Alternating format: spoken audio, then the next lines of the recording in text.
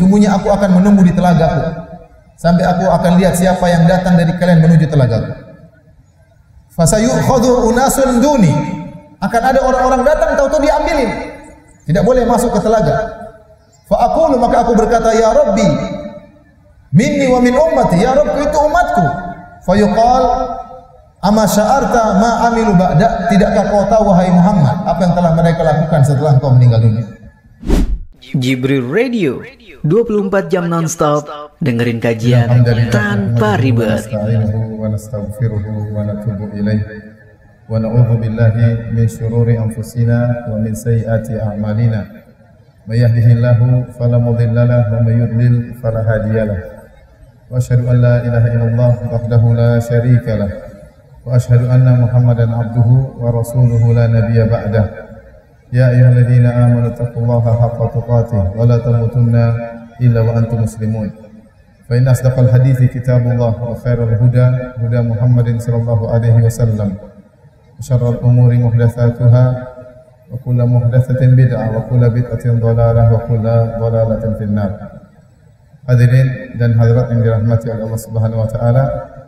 Alhamdulillah, pada pagi hari ini Allah Subhanahu wa taala bertemukan kita di tempat yang paling dicintai oleh Allah Subhanahu wa taala, baik ikhwan maupun akhwat yang datang dari sebagiannya di tempat yang jauh, apalagi dihadiri dari pihak pemerintah dan didukung oleh wali kota ya, atau yang mewakilinya, maka ini merupakan kenikmatan yang luar biasa yang harus kita syukuri kepada Allah Subhanahu wa taala. Semoga apa yang kita kerjakan pada pagi hari ini menambah berat timbangan kebajikan kita di akhirat kelak. Amin ya rabbal alamin.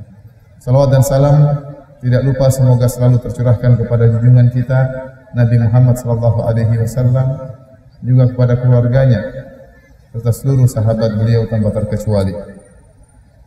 Pembahasan kita pada kesempatan kali ini tentang telaga Nabi sallallahu alaihi wasallam. Dan ini adalah salah satu dari pembahasan tentang al-iman bil yaumil akhir, beriman tentang hari akhirat. Karena di sana ada kehidupan yang abadi, kehidupan yang tiada penghujungnya. Makanya dinamakan dengan hari akhir, karena tidak ada lagi hari sesudahnya. Kalau hari kita sekarang akan berakhir dengan tibanya malam, kemudian muncul lagi hari berikutnya.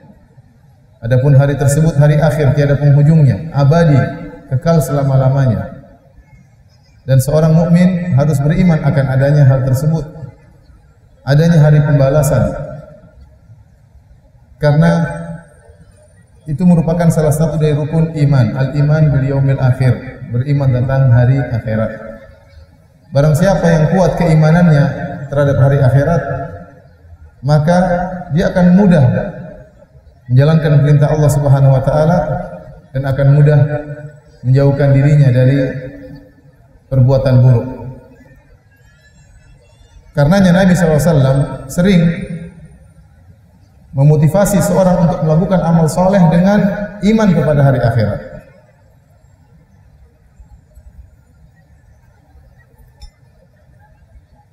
Contoh seperti sabda Nabi SAW, "Man kana yu'minu billahi wal yaumil akhir falyakul khairan aw liyasmut." Barang siapa yang beriman kepada hari akhirat, maka hendaknya dia mengucapkan yang baik atau diam. Barang siapa yang beriman kepada Allah dan hari akhirat, hendaknya dia mengucapkan yang baik atau dia diam. Dan ini susah untuk dikerjakan, mengucapkan yang baik atau diam. Kecuali bagi orang yang benar-benar beriman akan adanya hari pembalasan.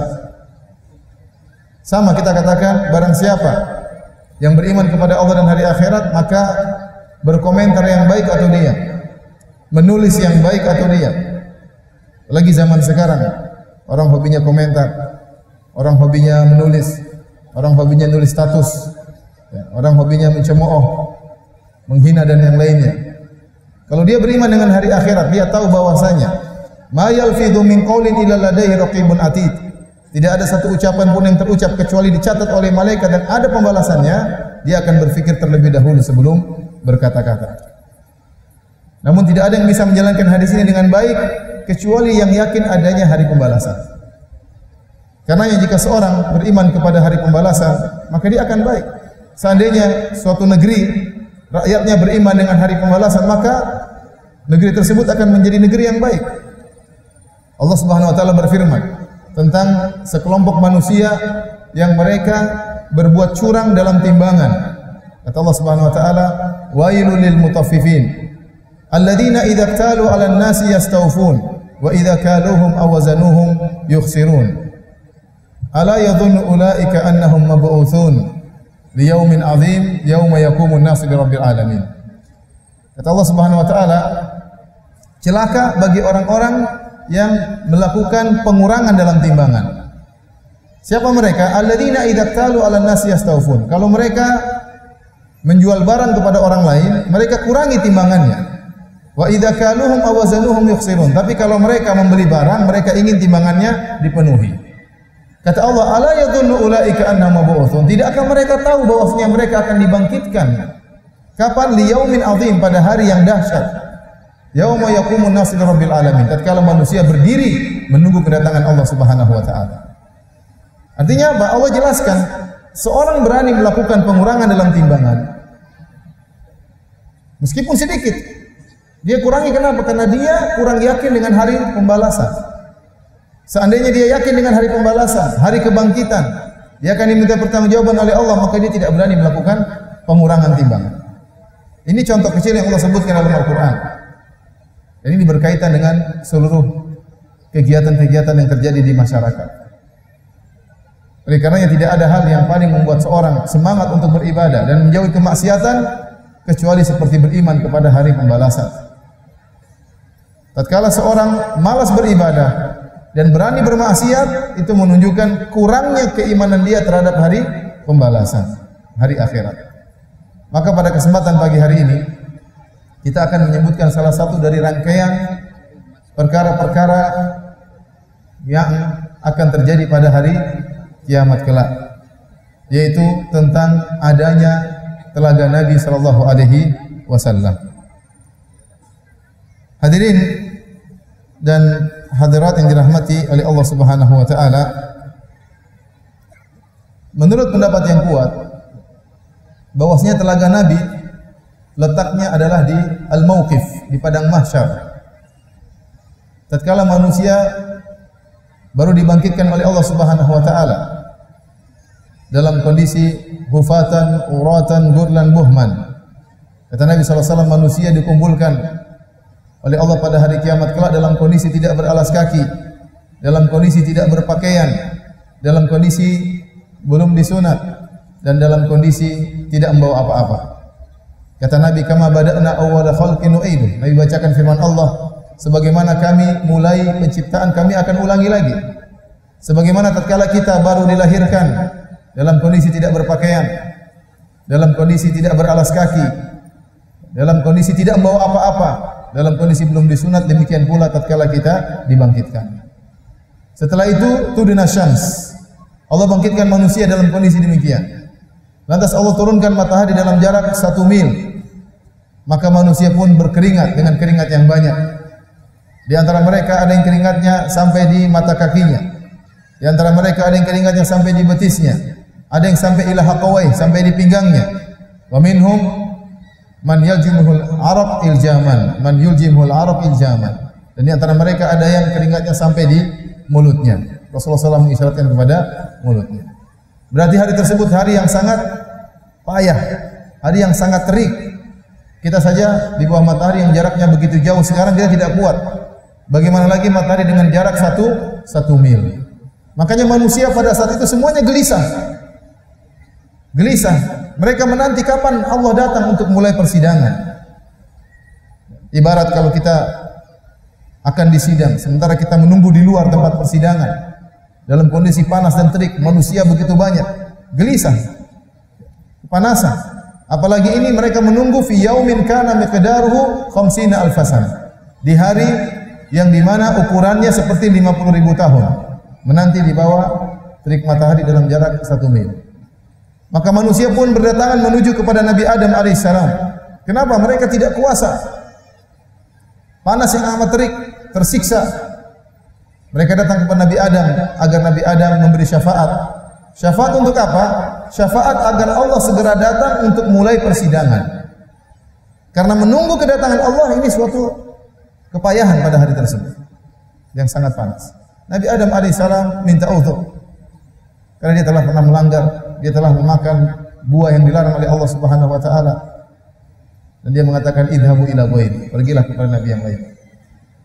Maka mereka pergi kepada Nabi Ibrahim, pada Nabi Nuh, Nabi Ibrahim, Nabi Musa, Nabi Isa, sampai akhirnya mereka pergi kepada Nabi Muhammad sallallahu alaihi wasallam. Lantas Nabi pun memberikan syafaat yang dikenal dengan syafaatul uzma. Syafaat agar Allah datang untuk mulai persidangan.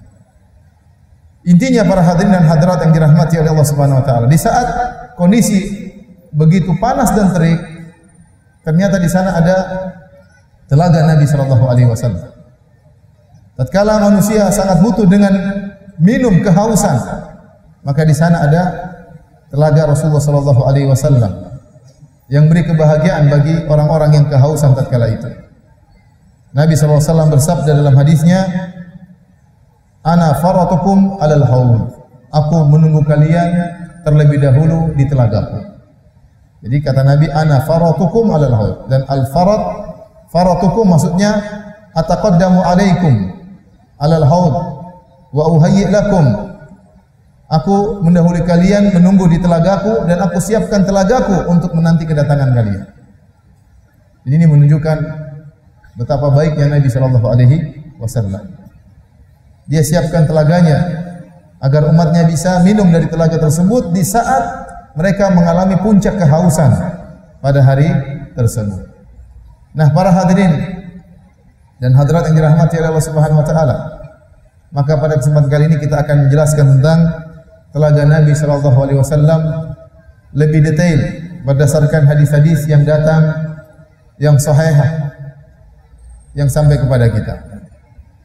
Kenapa? Karena masalah telaga Nabi sallallahu alaihi wasallam muncul sebagian orang yang mengingkari adanya telaga Nabi sallallahu alaihi wasallam. Padahal hadisnya datang dalam hadis mutawatir, diriwayatkan lebih dari 50 sahabat. Bahkan Ibnu Hajar menyampaikan ada yang menyatakan diriwayatkan sampai 80 sahabat meriwayatkan hadis-hadis tersebut. Dan ini menunjukkan bahwasanya kita yakin bahwasanya Nabi pernah menyampaikan tentang telaga beliau alaihi salatu wassalam. Adapun sebagian ahlul bid'ah yang mereka mengingkari adanya telaga Nabi sallallahu alaihi wasallam seperti kaum Mu'tazilah dan sebagian orang-orang Khawarij dengan menggunakan akal mereka, ya, maka ini adalah penyimpangan. Insyaallah akan kita sebutkan tentang penyimpangan mereka. Baik. Hadirin dan hadirat yang dirahmati oleh Allah Subhanahu wa taala, al-haud dalam bahasa Arab artinya adalah mujtama'ul ma atau majma'ul ma, tempat berkumpulnya air. Kalau kita terjemahkan dalam bahasa Indonesia, danau atau telaga, ya, kumpulan air yang banyak. Dan hadis-hadis tentang adanya telaga Nabi sallallahu alaihi wasallam, ya, telah datang dalam hadis-hadis yang mutawatir. Apa itu hadis-hadis mutawatir? Hadis mutawatir maksudnya hadisnya diriwayatkan lebih dari 10 sahabat. Ada namanya hadis ahad. Hadis ahad yaitu hadis-hadis yang diriwayatkan kurang dari 10 sahabat. Dan kebanyakan hadis-hadis Nabi adalah hadis-hadis ahad. Namun sebagian hadis-hadis Nabi disifati dengan hadis-hadis mutawatir. Artinya sahabat yang meriwayatkan lebih dari 10. Apalagi seperti tentang masalah telaga Nabi yang meriwayatkan sampai 50 orang. Bahkan sebagian ulama mengatakan sampai 80 orang meriwayatkan tentang Nabi pernah berbicara tentang telaga beliau alaihi salatu wasallam. Ini menunjukkan Nabi sering mengulang-ulang berbicara tentang telaga Nabi sallallahu alaihi wasallam. Bukan sekali, bukan 2 kali. Oleh karenanya, tatkala ada seorang yang meragukan tentang telaga Nabi sallallahu alaihi wasallam di zaman para sahabat setelah meninggalnya Nabi sallallahu alaihi wasallam, ada seorang bernama Ubaidillah bin Ziyad. Dia bertanya kepada sahabat yang bernama Abu Barzah Al-Aslami. Dia bertanya kepada sahabat tersebut, dia berkata, "Innama bu'ithu ilaika li as'alaka 'anil haud." Saya diutus kepada engkau wahai Abu Barzah untuk bertanya kepada engkau tentang telaga Nabi sallallahu alaihi wasallam. Sami'ta Rasulullah sallallahu alaihi wasallam yadhkuru fiha syai'an? Apakah kau pernah dengar Nabi menyebutkan sesuatu tentang telaga beliau alaihi salatu wasallam? Maka Abu Barzah berkata, "Na'am, iya, saya dengar Nabi berbicara tentang telaga beliau. La marratan wala thintaini wala salatan wala arba'an wala khamsan." Saya mendengar Nabi berbicara tentang telaga Nabi bukan cuma sekali, bukan cuma 2 kali, bukan cuma 3 kali, bukan cuma 4 kali, bukan cuma 5 kali. Artinya Nabi sering mengulang-ulang tentang masalah telaga dalam hadis-hadisnya. Karena Nabi sering mengulang-ulang ini, makanya yang meriwayatkan banyak sampai 50 sahabat. Kemudian kata Abu Barzah al-Aslami, "Faman kadzdzaba bihi falasaqahu Allahu minhu." Barang siapa yang mendustakan telaga Nabi, semoga dia tidak bisa minum dari telaga Nabi sallallahu alaihi wasallam. Tsumma kharaja mughdaban, kemudian dia keluar dalam kondisi marah kepada Ibnu Ziyad. Oleh karenanya kita dapati sebagian orang-orang mengingkari adanya telaga. Sebagian mereka karena kebodohan mengatakan bahwasanya hadis-hadis tentang telaga Nabi adalah hadis-hadis ahad, padahal hadisnya mutawatir. Sebagian mereka mengatakan hadis-hadis tentang telaga Nabi kita tidak beriman. Kenapa? Karena tidak tersebutkan dalam Al-Quran. Seandainya telaga Nabi itu ada, harusnya disebutkan dalam Al-Quran. Jawabannya, terlalu banyak perkara-perkara yang Allah tidak sebutkan dalam Al-Quran. Tidak detail. Justru datangnya Nabi Muhammad SAW untuk mendetailkan isi Al-Quran, untuk menafsirkan isi Al-Quran. Kita sering bilang Allah dalam Al-Quran hanya mengatakan wa aqimus shalah, dirikan salat. Lantas bagaimana cara mendirikan salat? Berapa waktu dalam sehari? Berapa jumlah rakaatnya? Dimulai dengan azan, diakhiri dengan iqamat. Bagaimana tata caranya? Semuanya tidak ada dalam Al-Quran. Cuma datang dalam hadis-hadis Nabi SAW. Sama zakat, kata Allah wa atuz zakat, bayarlah zakat. Di mana detailnya? Betapa nisabnya? Berapa nisabnya? Dan aturan-aturannya semua datang dalam hadis-hadis Nabi dan tidak ada dalam Al-Quran. Demikian juga beberapa perkara gaib tidak datang detail di Al-Quran, tapi datang detail dalam hadis-hadis Nabi sallallahu alaihi wasallam. Maka kita khawatir orang-orang yang mengingkari adanya telaga Nabi sallallahu alaihi wasallam terkena doanya Abu Barzah al-Aslami. Khawatir mereka tidak minum dari telaga Nabi sallallahu alaihi wasallam. Baik. Oleh karenanya Al-Imam Ibnu Katsir rahimahullahu taala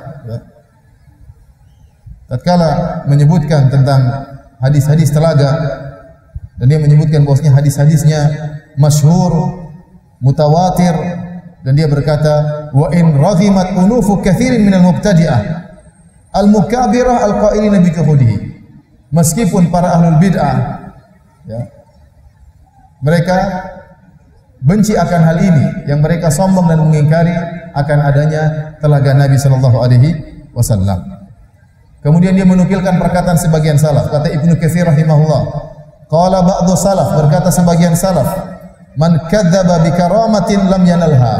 Barang siapa yang mengingkari suatu karamah, maka dia tidak akan meraihnya. Seakan-akan dia berkata, barang siapa yang mengingkari adanya telaga Nabi SAW, dia tidak akan minum dari telaga tersebut. Waliyadzubillah. Baik, hadirin dan hadirat yang dirahmati Allah Subhanahu wa taala, ya, kita akan menyebutkan ya tentang hadis-hadis telaga Nabi SAW. Saya ingatkan kembali hadis-hadis ini, hadis-hadis yang mutawatir. Sampai-sampai dahulu ya, para wanita-wanita yang tua sering berdoa agar mereka minum dari telaga Nabi sallallahu alaihi wasallam. Dalam satu hadis tatkala Anas radhiyallahu taala anhu, sahabat Anas bin Malik radhiyallahu taala anhu, menemui ada sekelompok orang, mereka berbicara tentang telaga. Mereka berdebat tentang telaga. Maka mereka bertanya kepada Anas, "Ma taqulu fil haud?" Wahai Anas, bagaimana pendapatmu tentang telaga Nabi sallallahu alaihi wasallam? Apa jawaban Anas bin Malik radhiyallahu taala anhu? "Wa laqad adraktu ajaizal Madinah ma yusallina salatan illa sa'alna Allah taala an yuridahunna haudha Muhammadin sallallahu alaihi wasallam." Kata Anas, sungguh aku telah mendapati nenek-nenek tua di kota Madinah, tidaklah mereka salat kecuali dalam salat tersebut mereka minta agar Allah memberikan mereka kesempatan untuk datang ke telaga Nabi dan agar bisa minum dari telaga Nabi sallallahu alaihi wasallam. Ini dalil bahwasanya masalah telaga Nabi adalah perkara yang tersebar di kota Madinah tatkala itu. Sampai ibu-ibu tua yang mungkin tidak sempat belajar, tidak sempat menuntut ilmu, mereka pun dalam salat-salat mereka minta agar Allah Subhanahu wa taala memudahkan mereka bisa sampai ke telaga Nabi dan minum dari telaga Nabi sallallahu alaihi wasallam. Kemudian datang sebagian orang sekarang mengingkari telaga Nabi sallallahu alaihi wasallam, tidak meyakini, mentakwilnya dengan takwilan yang tidak benar. Karena pengingkaran terhadap perkara-perkara iman tentang hari kiamat bisa dua modelnya. Model pertama mengingkari bahwasanya tidak ada, itu semua tidak benar. Contoh sebagian orang mengingkari tentang hadis-hadis turunnya Nabi Isa alaihissalam di akhir zaman. Mereka bilang tidak ada hadisnya, hadisnya ahad, padahal hadisnya mutawatir. Contoh, ini pengingkaran dengan benar-benar pengingkaran. Ya. Tidak ada namanya Ajuj dan Ma'juj, tidak benar.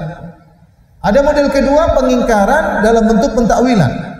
Dia mengatakan benar lafalnya, tapi maksudnya bukan demikian. Maksudnya bukan demikian.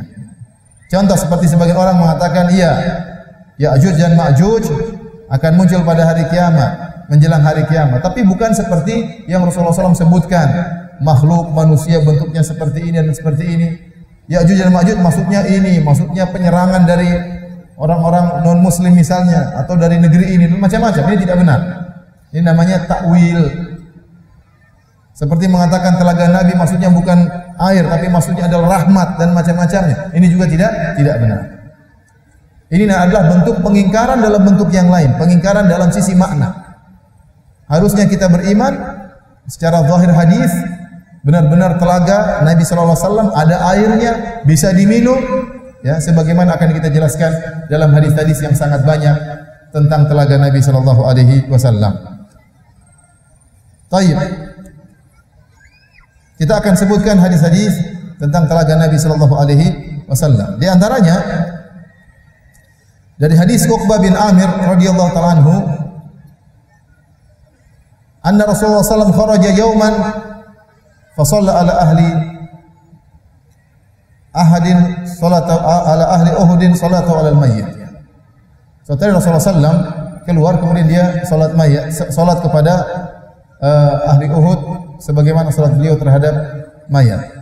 Kemudian beliau pergi ke mimbar, kemudian beliau berkata dalam satu hadis, intinya beliau berkata, ana faratun lakum, sungguhnya aku akan menunggu ya bagi kalian. Kemudian kata Nabi sallallahu alaihi wasallam, wa ana syahidun alaikum, dan aku menjadi saksi bagi kalian wahai syuhada Uhud. Kemudian Nabi berkata, wa inni wallahi la anzuru ila haudil an, dan sungguh sekarang saya sedang melihat telagaku. Sekarang ini saya sedang melihat telagaku. Jadi Nabi jelaskan dia melihat telaganya. Sehingga Al-Imam Nawawi rahimahullahu ta'ala menyatakan bahwasanya telaga Nabi sekarang sudah ada. Ini pendapat sebagian ulama, bahwasanya telaga Nabi sudah ada karena Allah memperlihatkan telaga tersebut kepada Nabi sallallahu alaihi wasallam. Sebagian ulama seperti Ibnu Hajar menyebutkan bisa jadi ini adalah ru'ya qalbiyah, artinya digambarkan oleh Allah kepada Nabi sallallahu alaihi wasallam dan tidak harus ada sekarang. Ya. Intinya suatu saat akan ada telaga Nabi. Apakah sudah ada sekarang atau nanti akan ada? Baik, adapun sifat telaga tersebut, sifat telaga tersebut, ya. Rasulullah sallallahu alaihi wasallam menyebutkan dalam hadisnya, dalam hadis Abdullah bin Amr bin Al-As radhiyallahu ta'ala anhuma, Nabi sallallahu alaihi wasallam berkata, "Haudi masiratu syahrin." Sungguhnya telagaku jaraknya, panjangnya sejauh sebulan perjalanan. Sejauh sebulan perjalanan. Entah orang naik kuda selama sebulan, entah orang naik onta selama sebulan. Ini menunjukkan telaga Nabi sangat luas. Ma'uhu abyadu minal laban. Airnya dalam telaga tersebut lebih putih daripada susu. Warihuhu atyabu minal misik, dan aromanya lebih wangi daripada minyak kasturi. Wa kizanuhu kanujumis sama, dan cangkir-cangkirnya seperti jumlahnya seperti bintang-bintang di langit. Man syariba minha fala yadhma abadan. Barang siapa yang minum dari telaga tersebut, dia tidak akan haus selamanya. Hadis ini riwayat oleh Imam Al-Bukhari dan Al-Imam Muslim. Karenanya kita akan menyebutkan tentang sifat-sifat telaga. Ini tadi sifat secara global. Kita akan sebutkan sifat-sifat telaga secara detail. Baik dari sisi warna, rasa maupun luasnya.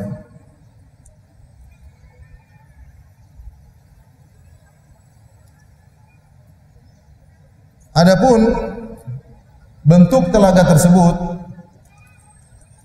maka kebanyakan ulama berpendapat bentuk telaga tersebut adalah murabba, yaitu segi empat.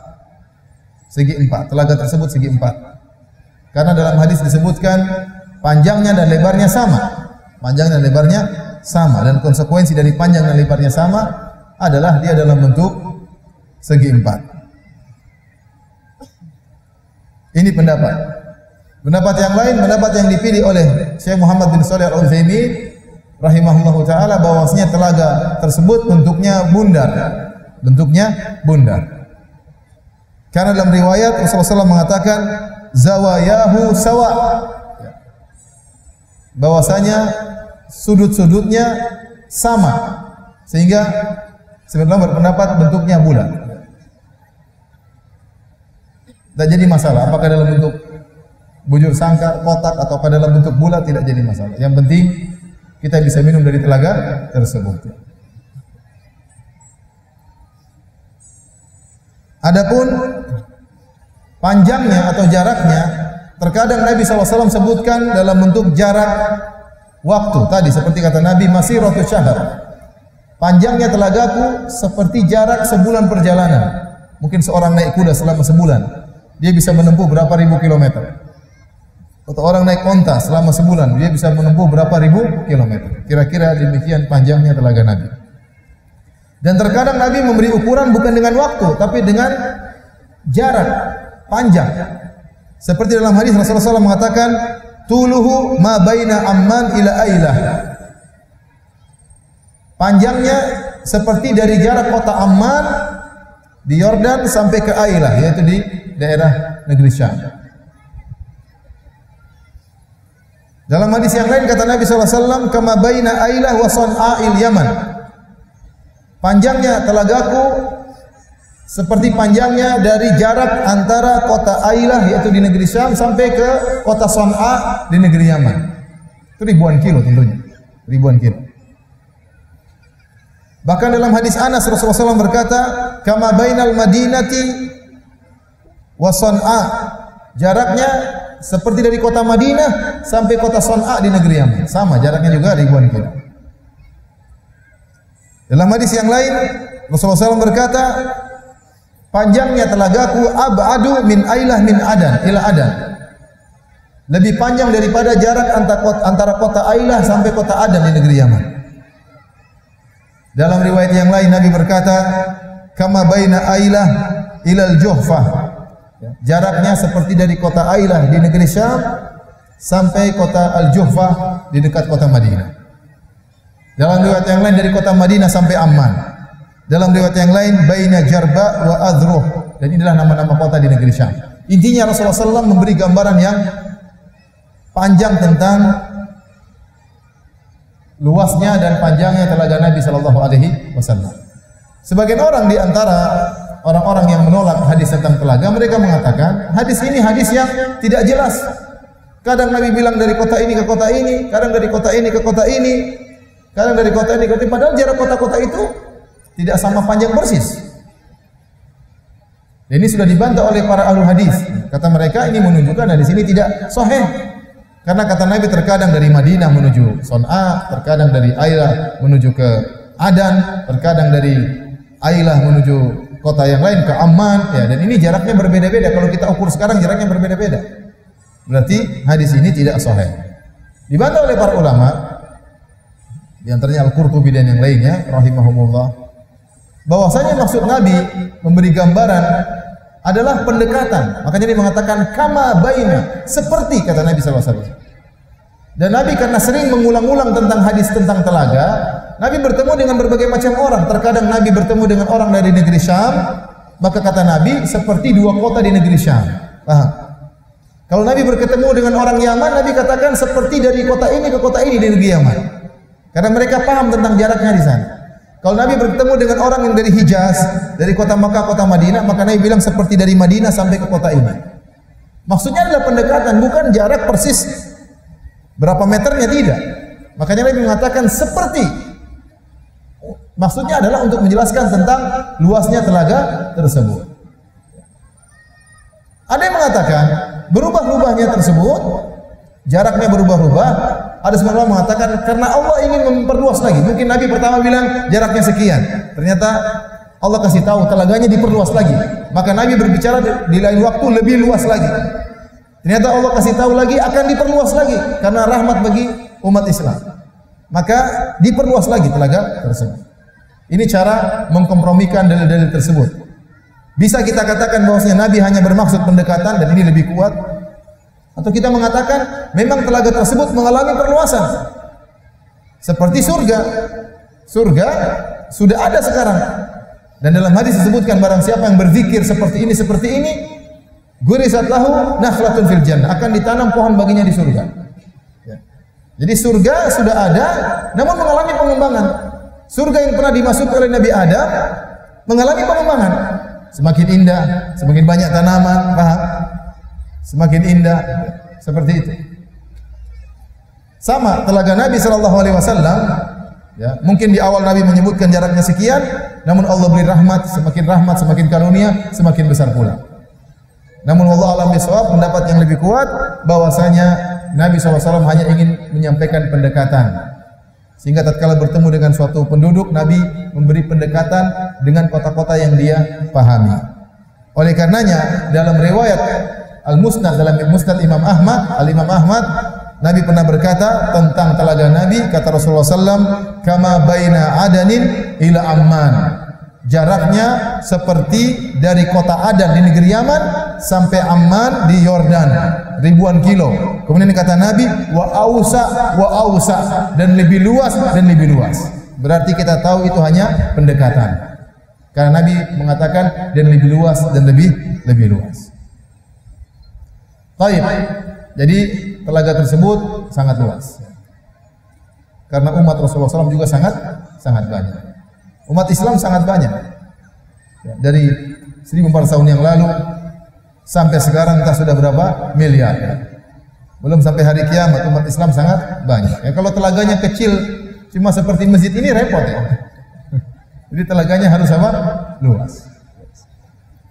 Adapun sifat-sifat telaga tersebut, pertama tentang warna airnya. Dalam hadis Abdullah bin Amr bin Al-As radhiyallahu anhuma, Rasulullah SAW berkata, ma'uhu abyadu minal warid. Sungguhnya airnya lebih putih daripada perak. Airnya lebih putih daripada perak. Dalam riwayat yang lain, juga dalam Sahih Bukhari dan Sahih Muslim, kata Nabi SAW, ma'uhu asyaddu bayadan minal laban. Bahwasanya airnya warnanya lebih putih daripada susu. Dalam hadis Abu Hurairah dalam riwayat Muslim, Nabi berkata, abyadu minas salji. Bahwasanya airnya warnanya lebih putih daripada salju. Ini dari sisi warna. Berarti air di telaga bukan air bening seperti ini, bukan. Tetapi dia airnya berwarna apa? Putih, sangat putih. Lebih putih daripada perak, lebih putih daripada susu, lebih putih daripada apa tadi? Salju. Adapun rasanya, dalam hadis yang sahih kata Nabi SAW, annahu ahla minal asal bil laban. Sungguhnya lebih manis daripada madu, bahkan madu yang tercampur susu. Lebih manis rasanya air telaga tersebut. Dalam riwayat yang lain cuma ahla minal asal, lebih manis daripada madu. Di zaman Nabi SAW perkara yang paling manis adalah madu. Maka Nabi mengumpamakan dengan madu. Kata Nabi yang jelas lebih manis daripada madu. Padahal madu sudah sangat manis. Adapun aromanya, maka datang dalam hadis-hadis atyabu minal misik, bahwasanya aroma dari telaga tersebut, airnya harum, lebih harum daripada minyak kasturi. Lebih harum daripada minyak kasturi. Adapun jumlah cangkir-cangkirnya maka sangat banyak, ya. Kata Nabi sallallahu alaihi wasallam, cangkirnya ka'adadin nujum fis sama, seperti jumlah bintang-bintang yang ada di langit. Ya, sangat banyak.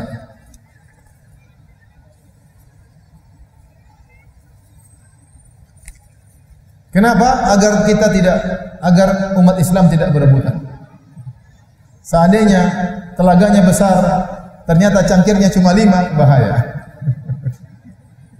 Makanya cangkirnya sangat banyak, lebih banyak daripada jumlah bintang di langit. Ngomong-ngomong, jumlah bintang di langit ada berapa? Siapa yang pernah hitung? Pernah adakah ahli fisika menyatakan berapa jumlah bintang di langit? Saya belum pernah selama belajar selama ini. Tapi kata mereka sangat apa? Banyak. Cuma saya ingin tahu jumlahnya. Berjutakah atau bermiliarkah atau bertriliunkah jumlah bintang di langit? Ada yang pernah dengar penjelasan tentang jumlah bintang di langit? Nggak tahu ya, tapi sangat banyak ya. Intinya ternyata cangkir-cangkir di telaga ya, lebih banyak daripada jumlah bintang di langit.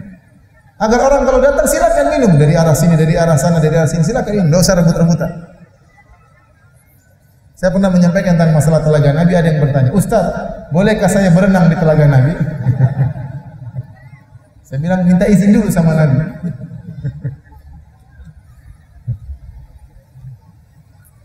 Wallahu a'lam bishawab. Tapi dalam hadis tadi disebutkan air telaga tersebut untuk apa? Untuk diminum, dan pakai cangkir, bisa untuk diminum.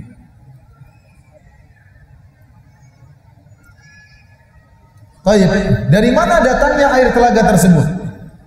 Dalam hadis-hadis yang sahih bahwasanya air telaga Nabi sallallahu alaihi wasallam datangnya dari air sungai di surga, Sungai Al-Kautsar. Sungai Al-Kautsar. Allah berfirman, "Inna a'tainakal kautsar."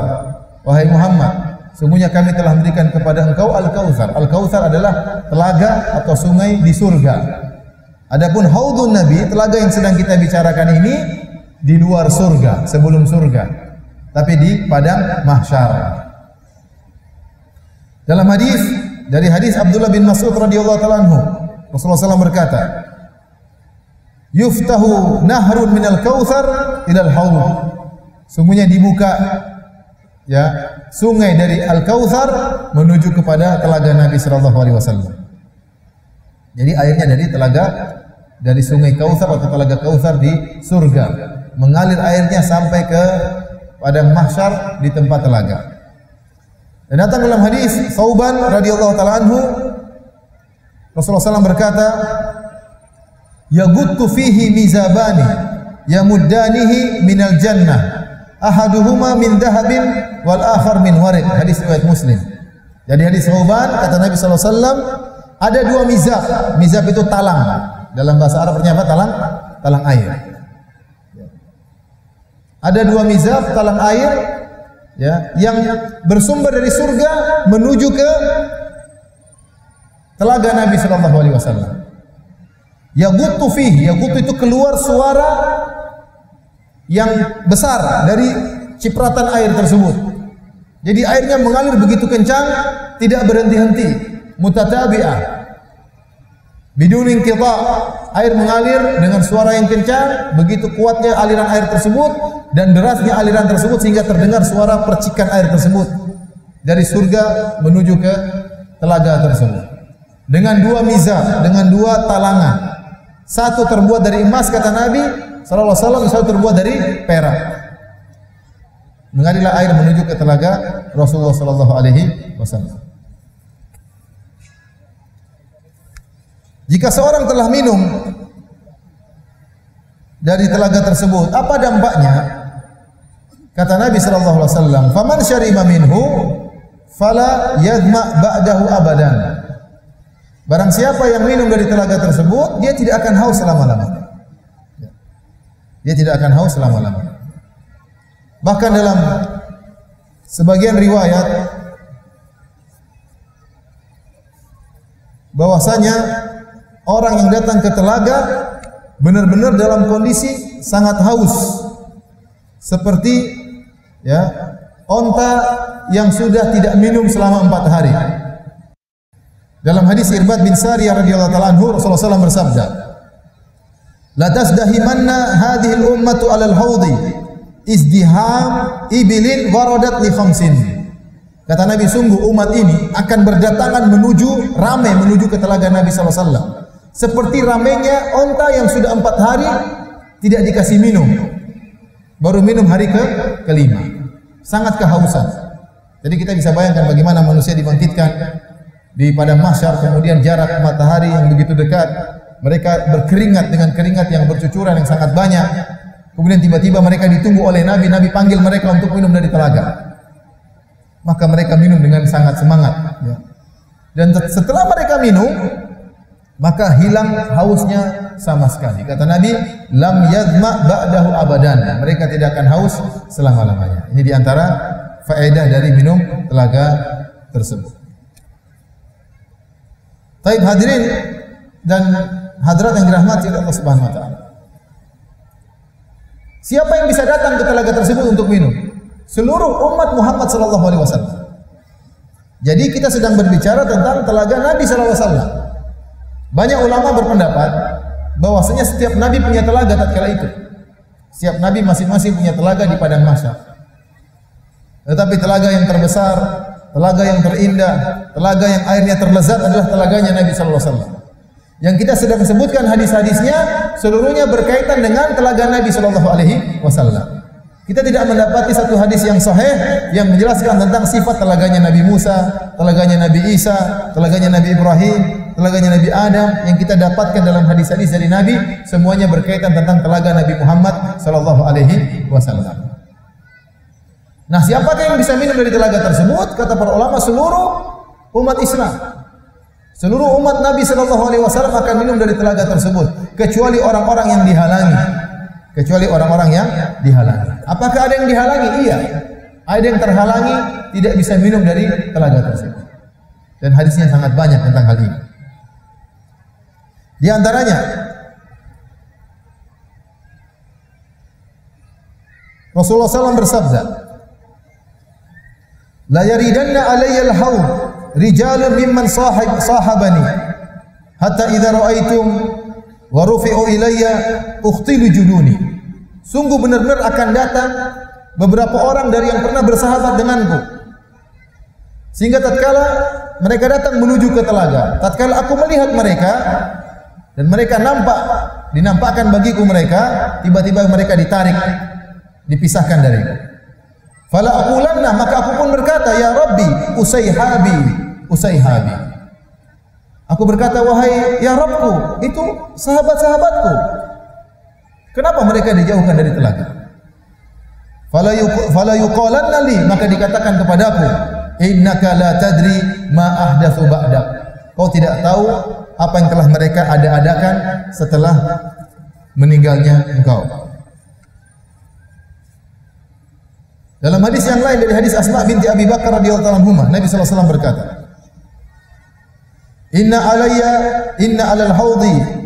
Inni alal haudi hatta anzura man yaridu alayya minkum. Sungguhnya aku akan menunggu di telagaku sampai aku akan lihat siapa yang datang dari kalian menuju telagaku. Fasayukhadhu unasun duni. Akan ada orang-orang datang tahu-tahu diambilin. Tidak boleh masuk ke telaga. Fa aqulu, maka aku berkata, ya Rabbi, minni wa min ummati, ya Rabb, itu umatku. Fa yuqal, ama sya'arta ma amilu ba'da, tidakkah kau tahu wahai Muhammad apa yang telah mereka lakukan setelah engkau meninggal dunia? Wallahi ma barihu ba'daka yarji'una ala aqabihim. Setelah engkau meninggal, demi Allah mereka kembali mundur ke belakang. Itu mereka murtad.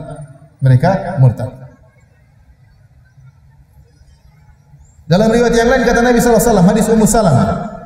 Ini hadisnya banyak dari sahabat ini, karena Nabi sering berulang-ulang tentang telaga. Kata Nabi, inni faratun lakum alal haud, aku menunggu kalian di telagaku. Aku datang duluan ke telaga, aku siapkan, aku tunggu kalian. Kemudian kata Nabi sallallahu alaihi wasallam, la ya'tiyanna ahadukum fayudhabbu anni kama yudhabbul ba'irud dhal. Jangan sampai salah seorang dari kalian datang menujuku, tahu-tahu kalian diusir sebagaimana ada onta yang asing diusir. Masing-masing unta punya telaga untuk dia minum. Ada penjaga telaganya, tahu-tahu untanya orang datang, diusir. Tidak boleh, ini bukan tempat telagamu, cari telaga yang lain, cari tempat minum yang lain. Kata Nabi, jangan sampai kalian terusir sebagaimana unta yang tersesat salah datang, diusir. Aku berkata, kenapa fima hadza? Ya Allah, kenapa bisa terusir? Kata Allah, innaka la tadri ma ahdatsu ba'dak. Kau tidak tahu apa yang mereka ada-adakan setelah engkau meninggal dunia. Fa aqul suhqan, kataku sungguh jauh mereka. Hadis riwayat Muslim. Dan hadis-hadis seperti ini ya sangat banyak. Taib. Siapakah orang-orang yang tidak bisa datang menuju ke telaga Nabi sallallahu alaihi wasallam? Kita akan bacakan penjelasan dari Al-Imam Abu Abdillah Al-Qurtubi rahimahullahu taala dalam kitabnya Tazkirah. Ini buku ini sering dinukil oleh Ibnu Hajar dalam kitabnya Fathul Bari. Siapa mereka? Saya bacakan, perhatikan baik-baik. Kata beliau, fa kullu man irtadda an dinillah, setiap orang yang murtad dari agama Allah. Au ahdatha fihi ma la yardahu Allah, atau membuat perkara-perkara baru yang tidak diizinkan oleh Allah dalam agama. Walam ya'dzan bihi, dan Allah tidak izinkan. Fa huwa minal matrudin anil haud, maka mereka termasuk orang-orang yang terusir dari telaga Nabi sallallahu alaihi wasallam. Al mub'adina anhu, yang terjauhkan dari telaga Nabi sallallahu alaihi wasallam. Kemudian kata beliau, wa asyadduhum tardan man khalafa jama'atal muslimin. Dan orang yang paling terusir jauh dari telaga Nabi adalah orang yang keluar dari barisan kaum muslimin, yaitu orang-orang Khawarij yang memberontak terhadap kaum muslimin. Wa faraqa sabilahum, yang keluar dari jalan kaum muslimin, kal khawariji ala ikhtilafi fi raqiha, seperti orang-orang Khawarij dengan berbagai macam kelompok-kelompoknya. Kata Imam Al-Qurtubi, mereka tidak akan minum dari telaga Nabi sallallahu alaihi wasallam. Karena mereka melakukan bid'ah. Mereka mengkafirkan kaum muslimin, mereka memberontak terhadap pemerintah yang sah, mereka membunuh kaum muslimin. Mereka keluar dari barisan kaum muslimin. Maka mereka ini tidak akan minum dari telaga Nabi. Bahkan kata Imam Al-Qurtubi, mereka yang paling terjauhkan. Saya lanjutkan perkataan Imam Al-Qurtubi. War-rawafidhi ala tabayuni dhalaliha. Demikian juga orang-orang Rafidhah, orang-orang Syiah, mereka tidak akan minum dari telaga Nabi sallallahu alaihi wasallam dengan berbagai macam mazhab mereka, karena mereka melakukan perkara-perkara yang baru dalam agama. Wal Mu'tazilati ala asnafi ahwaiha. Demikian juga kaum Mu'tazilah. Kaum Mu'tazilah dengan berbagai macam kelompok-kelompok mereka. Jadi kalau kita belajar tentang buku-buku firaq yang dikarang oleh para ulama seperti dikarang oleh Al-Imam Abu Hasan Al-Asy'ari dalam kitabnya ya Maqalatul Islamiyin, demikian juga Abdul Qadir Al-Baghdadi dalam kitabnya Al-Farqu Bainal Firaq, mereka akan menyebutkan firqah-firqah, seluruh firqah-firqah yang menyimpang kembali kepada 4 firqah utama. Khawarij, Syiah, Mu'tazilah, Murji'ah.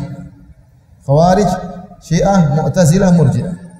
Dari 4 firqah ini kemudian bercabang-cabang sampai turun ke bawah. Tidak ada firqah yang sesat kecuali mengambil akidah kembali kepada 4 firqah ini.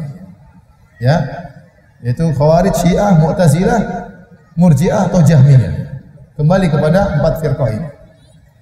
Makanya Imam Al-Qurtubi waktu menjelaskan siapa orang-orang yang akan terjauhkan dari telaga Nabi, dia sebutkan Khawarij, Rawafid, Syiah dan orang-orang Mu'tazilah. Kata beliau, fa haula'i kulluhum mubaddilun. Mereka ini seluruhnya adalah orang-orang yang telah merubah ajaran Muhammad sallallahu alaihi wasallam. Baik. Setelah itu siapa lagi? Siapa lagi yang tidak bisa minum dari telaga Nabi? Orang-orang ahlul bidah yang merubah agama Nabi sallallahu alaihi wasallam. Kata beliau, wa kadzalika dzalamatul musrifun fil jawr wa dzulm wa tatmisil haqq wa qatli ahlihi wa idlalihim. Yang berikutnya adalah orang-orang yang zalim, yang berlebihan dalam kezaliman mereka, yang merampas hak orang lain, yang membunuh orang-orang, yang menghinakan orang-orang. Orang-orang ini juga tidak akan minum dari telaga Nabi SAW. Ini orang yang kejam, membunuh kaum muslimin, mengambil harta mereka, menyiksa mereka, dan ada orang-orang seperti itu. Membunuh orang seperti ya perkara yang sangat ringan, menumpahkan darah orang seperti perkara yang sangat ringan. Biasa bagi dia membunuh orang.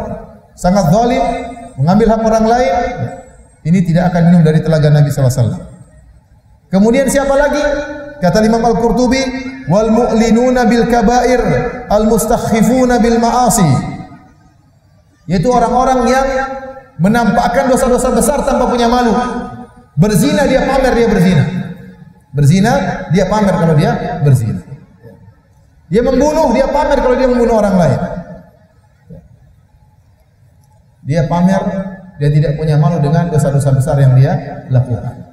Banyak orang terjerumus dalam dosa besar, tapi dia punya rasa malu. Ini tidak. Yang disebutkan oleh beliau adalah orang-orang yang melakukan dosa besar dan menampakkan dosa besar tersebut, meremehkan maksiat. Ini tidak akan minum dari telaga Nabi sallallahu alaihi wasallam. Kemudian kata beliau, wa jama'atu ahli zaigi wal ahwa'i wal bidah. Demikian juga jamaah yang menyimpang, yang ikut hawa nafsu dan mengikuti bid'ah. Jadi inilah ya, kalau kita kembali kepada hadis-hadis Nabi tentang orang-orang yang tidak akan minum dari telaga Nabi, kembali kepada pertama orang-orang yang merubah akidah Islam, baik Khawarij, Mu'tazilah maupun Syiah. Yang kedua orang-orang yang sangat zalim, ya, ini juga tidak akan minum dari telaga Nabi SAW. Yang ketiga orang-orang yang melakukan dosa besar dan tidak punya malu, menampakkan dosa besar tersebut terang-terangan, meremehkan maksiat. Ini juga tidak akan minum dari telaga Nabi sallallahu alaihi wasallam. Baik. Selain mereka dari umat Islam akan minum dari telaga Nabi sallallahu alaihi wasallam. Pertanyaannya, siapakah yang pertama kali minum dari telaga Nabi sallallahu alaihi wasallam? Sungguh dia adalah orang-orang yang sangat berbahagia. Hadirin dan hadirat yang dirahmati oleh Allah Subhanahu wa taala. Orang yang pertama kali datang ke telaga Nabi sallallahu alaihi wasallam disebutkan oleh Nabi dalam hadis Thauban radhiyallahu taala anhu. Hadis riwayat Tirmidzi dan Ibnu Majah, hadis yang hasan. An Thauban radhiyallahu anhu, dari Thauban radhiyallahu anhu anna Nabi sallallahu alaihi wasallam qala, bahwasanya Nabi sallallahu alaihi wasallam bersabda, awwalun nasi wurudan alaihi fuqara'ul muhajirin. Manusia yang pertama kali datang kepada telaga Nabi sallallahu alaihi wasallam adalah orang-orang fakir dari kaum muhajirin. Bagaimana sifat mereka? Orang muhajirin ada yang kaya dan yang miskin. Kaum Ansor ada yang kaya dan yang apa? Miskin. Tapi yang pertama kali datang ke telaga Nabi adalah orang-orang fakir dari kaum muhajirin. Karena para sahabat ada yang kaya, ada yang miskin. Ternyata yang pertama kali minum orang-orang fakir dari kaum muhajirin. Bagaimana sifat mereka? Kata Nabi, asyu'asu ru'usan. Yang rambut mereka kurang terawat. Karena saking miskinnya mungkin enggak bisa beli minyak rambut. Saking sering kerjanya sehingga kurang sisiran, kurang terawat. Ini bukannya Nabi menyuruh kita tidak merawat rambut. Nabi mengatakan kalau kita punya rambut, muliakan. Tapi Nabi menjelaskan tentang sifat mereka. Ya. Ingat ini fuqara al-muhajirin, orang-orang miskin dari kaum muhajirin. Bukan orang-orang miskin Lampung ya, bukan ya. Nanti jangan pulang bikin rambut semerawut supaya minum telaga dari telaga Nabi sallallahu alaihi wasallam. Tidak ya. Ini orang miskin dari kaum muhajirin. Ciri-ciri mereka Nabi jelaskan, rambut mereka tidak terawat, tidak sempat. Kerja, tertempa angin, tertiup angin, berdebu. Ad-dunusu siyaban. Baju mereka terlihat kotor, enggak punya baju. Enggak punya baju.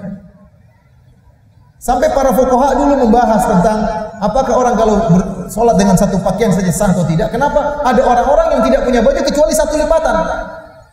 Kalau kita kebanyakan dua, bawah dan atas. Zaman dahulu ada orang-orang yang tidak punya baju kecuali cuma satu kain. Sampai para fuqaha dulu menjelaskan bagaimana hukumnya orang sholat dengan menggunakan sepatu yang sepatunya lubang-lubang. Karena dahulu tidak semua orang punya sepatu banyak. Artinya dahulu banyak orang yang miskin. Bagaimana kita lihat orang-orang yang tidur di Masjid Nabawi di Suffah di bagian belakang Masjid Nabawi, ashabu Suffah. Baju mereka sedikit, sehingga baju mereka cepat sekali coklat, tertempa dengan debu, terkena kotoran. Mau ganti baju nggak ada baju. Lihat bagaimana Mus'ab bin Umair radhiyallahu taala anhu waktu meninggal dalam perang Uhud. Dia tidak punya baju, sehingga baju satu saja yang dia pakai itu digunakan untuk mengkafankan beliau. Kalau diturunkan ke bawah kepalanya kelihatan. Kalau dinaikkan ke atas kakinya kelihatan. Tidak ada baju yang lain.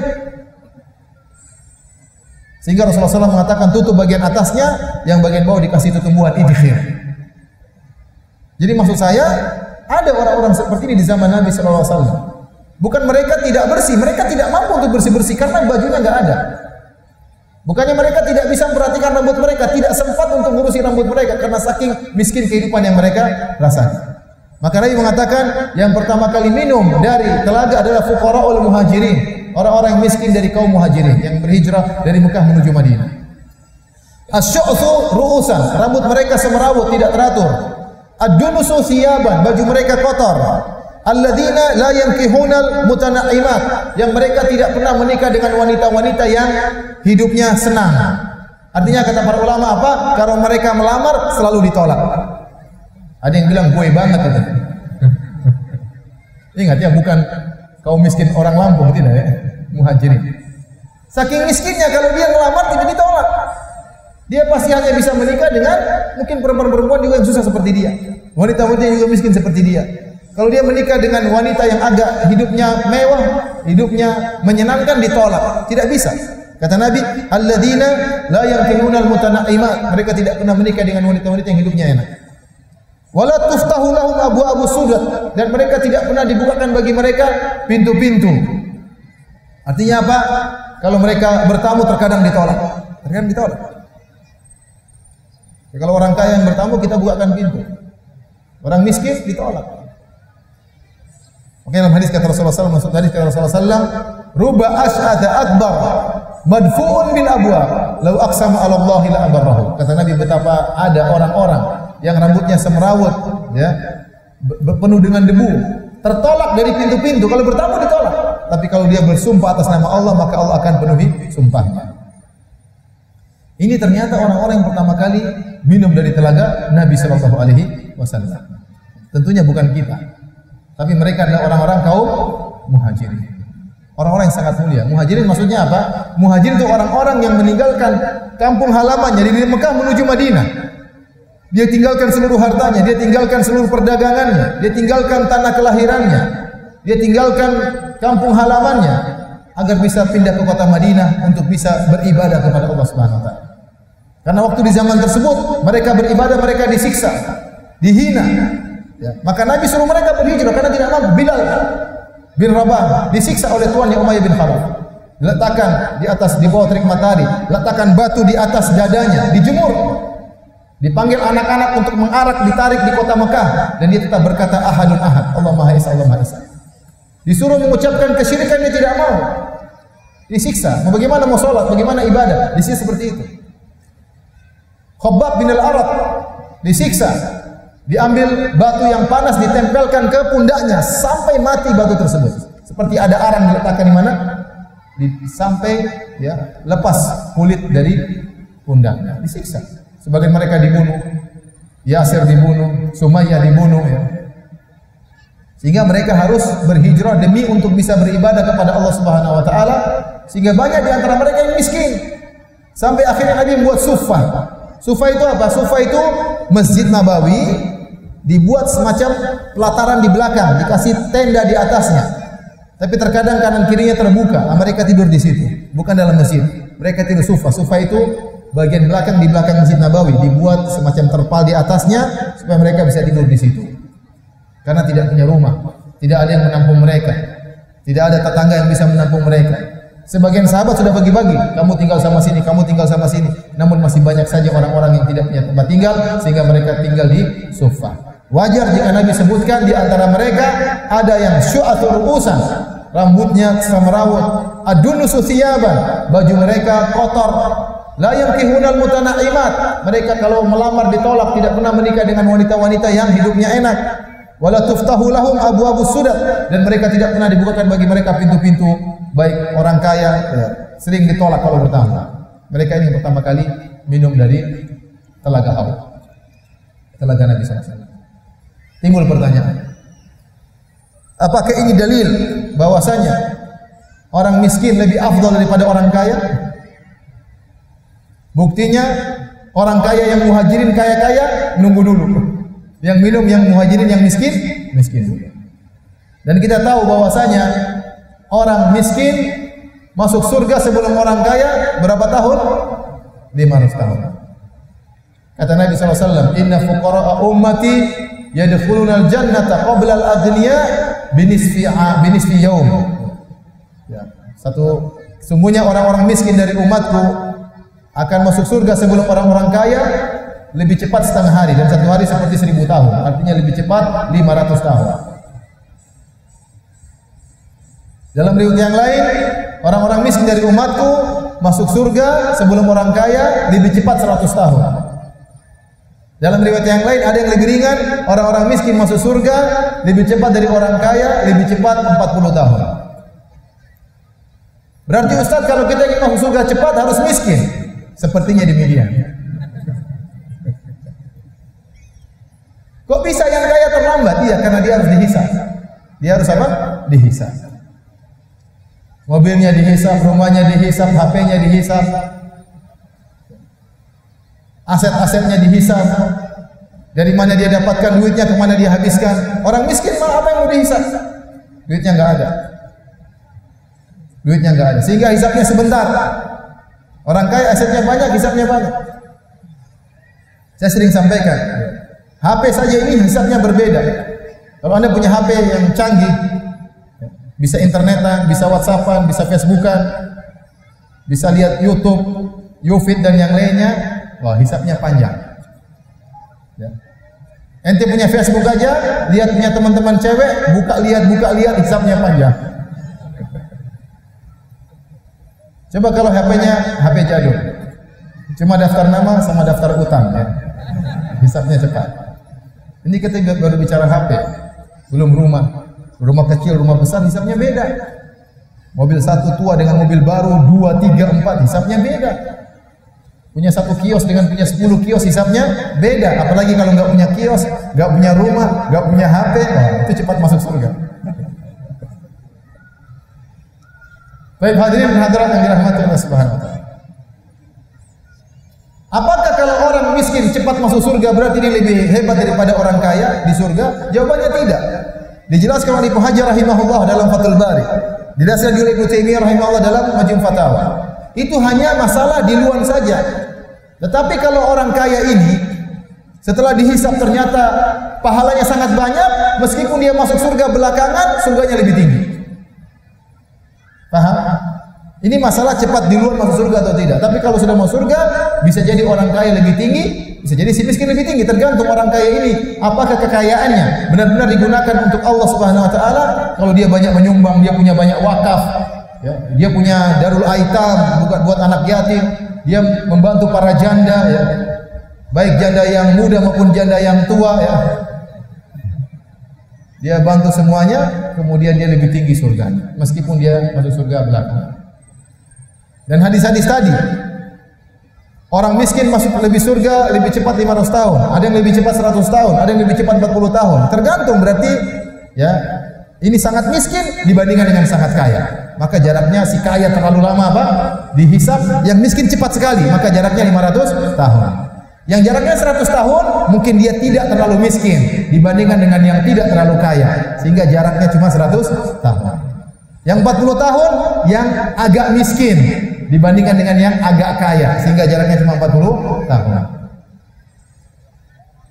Adapun hadis bahwasanya Abdurrahman bin Auf masuk surga dalam kondisi merangkak, maka ini hadis yang batil, hadis yang mungkar, tidak benar. Tidak benar. Orang kaya meskipun dihisab belakangan, seandainya kekayaannya karena Allah, maka dia bisa jadi lebih tinggi daripada orang miskin di surga. Kalau gitu pilih mana? Orang miskin atau orang kaya? Orang kaya saja. Meskipun hisabnya panjang, tidak jadi masalah. Yang penting kaya di dunia, di surga. Baik. Lantas kenapa orang-orang miskin didahulukan untuk masuk surga? Syekhul Islam Ibnu Taimiyah rahimahullah menyebutkan dalam Majmu' Fatawa, dan saya belum menemukan penjelasan dari ulama yang saya baru dapatkan dari Ibnu Taimiyah. Dia mengatakan apa? Karena orang miskin tidak pernah merasakan ya kenikmatan tatkala di dunia. Maka Allah ingin dia segera merasakan kenikmatan tersebut. Orang kaya sudah sering, nanti aja enggak apa-apa. Orang kaya sudah sering, nanti aja enggak apa-apa. Orang miskin jarang. Makanya dalam riwayat yang lain Ibnu Taimiyah menyebutkan, ya, kata Ibnu Taimiyah menyebutkan tentang tadi fuqara muhajirin, yang tidak pernah menikah dengan wanita-wanita yang mungkin cantik-cantik, nggak pernah. Orang kaya tinggal pilih perempuan mana dia mau. Ini mereka tidak pernah nikah dengan perempuan-perempuan cantik. Kalau bertamu ditolak, rambut semrawut tidak pernah dirapikan, baju kotor. Dalam riwayat yang lain, yamutu ahaduhum wa hajatuhu tahtadiju fi sadrihi la yajidlaha qada'an. Salah seorang dari mereka meninggal sementara dia punya keinginan, punya hasrat bergejolak dalam hatinya, tidak bisa dia penuhi. Itu orang miskin begitu. Lihat mobil, pengin beli mobil, duit enggak cukup-cukup. Mau nikah sama seorang wanita, mahar nggak bisa kumpulin mahar. Banyak perkara, mau makan makanan enak, dia cuma ngiler, tidak bisa beli. Kenapa? Duitnya nggak ada. Dia meninggal dalam kondisi bergejolak hatinya ingin sesuatu, tidak terpenuhi. Maka tatkala dia dibangkitkan, orang ini yang pertama kali harus segera apa? Minum dari telaga. Harus pertama kali masuk apa? Surga. Kasihan. Yang kaya ngantri sebentar.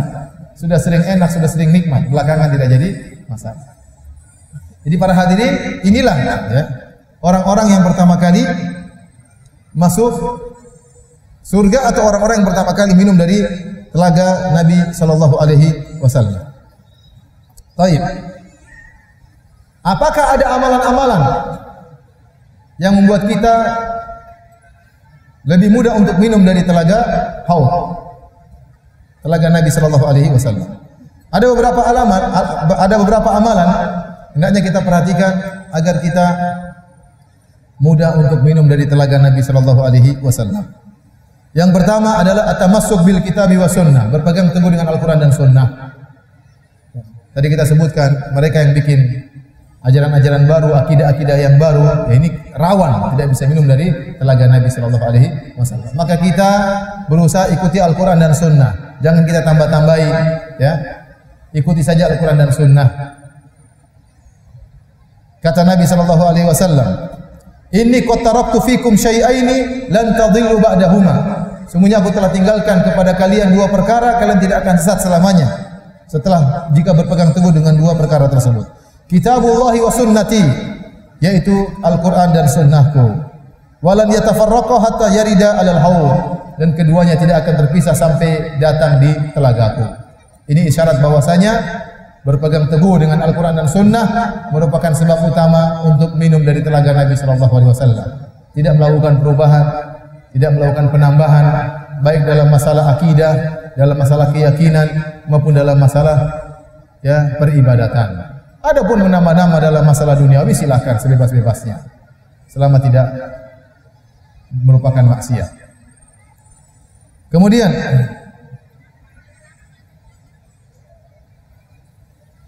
di antara hal yang membantu kita untuk minum dari telaga Nabi sallallahu alaihi wasallam, bersabar terhadap ketidakadilan yang dilakukan oleh penguasa. Kalau taruhlah kita punya penguasa yang tidak adil, penguasa yang ternyata hanya memikirkan dirinya sendiri, tidak memikirkan rakyat, dan dia bersalah dan dia berdosa. Tapi kita harus bersabar, tidak boleh memberontak. Kata Nabi sallallahu alaihi wasallam dalam hadis Anas bin Malik, "Satarawna ba'di atharatan syadidah." Sungguh kalian akan melihat setelahku ada atharah syadidah. Atharah yang sangat parah. Apa itu atharah? Di antara tafsiran para ulama, annal umara yukhassisuna bil amwal anfusahum wala yusyrikunakum fiha, yaitu sebagian penguasa-penguasa mereka hanya ambil harta buat mereka dan mereka tidak memberikan harta kepada rakyat mereka. Akan datang ada yang seperti ini. Bahkan kata Nabi asratan syadidah, yaitu kondisi seperti itu yang sangat parah di mana para penguasa hanya memikirkan diri mereka sendiri. Ini sangat berbahaya. Ya. Tapi kata Nabi sallallahu alaihi wasallam, isbiru hatta talqallah alal haud. Isbiru hatta talqauni alal haud. Atau kama qala Nabi sallallahu alaihi wasallam. Kata Nabi sallallahu alaihi wasallam, bersabarlah sampai kalian bertemu dengan aku di telaga. Oleh karenanya, di antara orang-orang terhalangi dari minum dari telaga Nabi sallallahu alaihi wasallam adalah orang-orang Khawarij yang mereka memberontak ya, kepada pemerintah yang sah. Akhirnya terjadi pertumpahan darah, ya, tidak sabar dengan kezaliman yang dilakukan oleh para penguasa. Kita katakan kalau penguasa mereka berbuat zalim, ya, kita doakan mereka agar mereka dapat petunjuk. Kalau mereka terus melakukan kezaliman, maka urusan mereka dengan Allah. Kita berusaha menasihati mereka dengan cara yang baik, dengan cara yang disyariatkan dalam Islam, bukan dengan cara yang tidak disyariatkan. Betapa banyak ketidaksabaran dilakukan oleh sebagian orang dalam suatu negeri, akhirnya menimbulkan perkara yang lebih parah. Saya sering sampaikan, jadi antara nikmat yang luar biasa yang kita rasakan di negeri kita adalah nikmat keamanan yang sering kita lupakan. Seandainya dan sering kita lihat berita-berita di luar sana, di luar negeri, kita akan tahu kita dalam kondisi sangat nikmat. Lihat negara-negara sana, betapa banyak kesusahan yang mereka alami. Negara-negara Islam terutama. Lihat negara-negara Arab, lihat di Yaman seperti apa sekarang. Banyak teman-teman saya sudah ngambil doktor S3, nggak mau pulang. Kenapa? Kalau pulang mungkin dia dibunuh di sana. Terjadi peperangan. Teman saya dari Libya juga mengatakan demikian. Ya Firanda, saya mau pulang, saya bingung. Saya nanti pulang ke Libya, di sana ada dualisme atau tigalisme kepemimpinan. Masing-masing punya kekuatan. Saya tidak tahu kalau saya dibunuh atau saya membunuh. Saya tidak tahu saya dibunuh, kenapa saya dibunuh. Tahu-tahu ada tembakan akhirnya bisa membunuh saya. Takut. Ya. Pulang ke Suriah lebih parah lagi. Ke Mesir juga demikian. Jadi banyak negara-negara yang dahulunya lebih tenteram, lebih nyaman, lebih aman ya. Ada sebagian saudara-saudara kita yang tidak sabar, akhirnya melakukan pemberontakan. Dan akhirnya keburukan yang timbul lebih parah. Oleh karenanya para hadirin dan hadirat yang dirahmati oleh Allah Subhanahu wa taala, ya. Seorang berpikir jauh ke depan, ya. Jangan sampai keamanan di negeri kita akhirnya runtuh, akhirnya rusak gara-gara semangat yang tanpa perhitungan, yang tidak berdasarkan ya Al-Qur'an maupun sunnah Nabi sallallahu alaihi wasallam. Baik. Namun ingat, demikian juga sebagaimana kita bersabar dengan kezaliman yang ada, bersabar dalam artian kita berusaha menasihati, melakukan perbaikan dengan cara yang baik, tidak melakukan pemberontakan sehingga terjadi pertumpahan darah. Demikian pula kalau kita melihat ada penguasa yang zalim, maka tidak boleh kita dukung, tidak boleh. Tidak boleh kita dukung. Dalam hadis kata Rasulullah SAW, "A'adakallah min imaratis sufaha." Kata Nabi kepada Ka'ab bin Ujrah, semoga Allah melindungi engkau dari pemerintahan orang-orang yang bodoh. Qala wa ma imaratus sufaha? Ya Rasulullah, apa itu pemerintahan orang-orang yang bodoh? Kata Nabi sallallahu alaihi wasallam, umara'u yakununa ba'di la yahtajuna bihadi. Akan ada penguasa-penguasa setelahku yang mereka tidak mengambil petunjuk dari petunjukku. Wala yastannuna bi sunnati, dan tidak mengambil dari sunnahku. Faman saddaqahum bikadzibihim wa a'anahum ala dzulmihim fa ulaika laisu minni wa lastu minhum.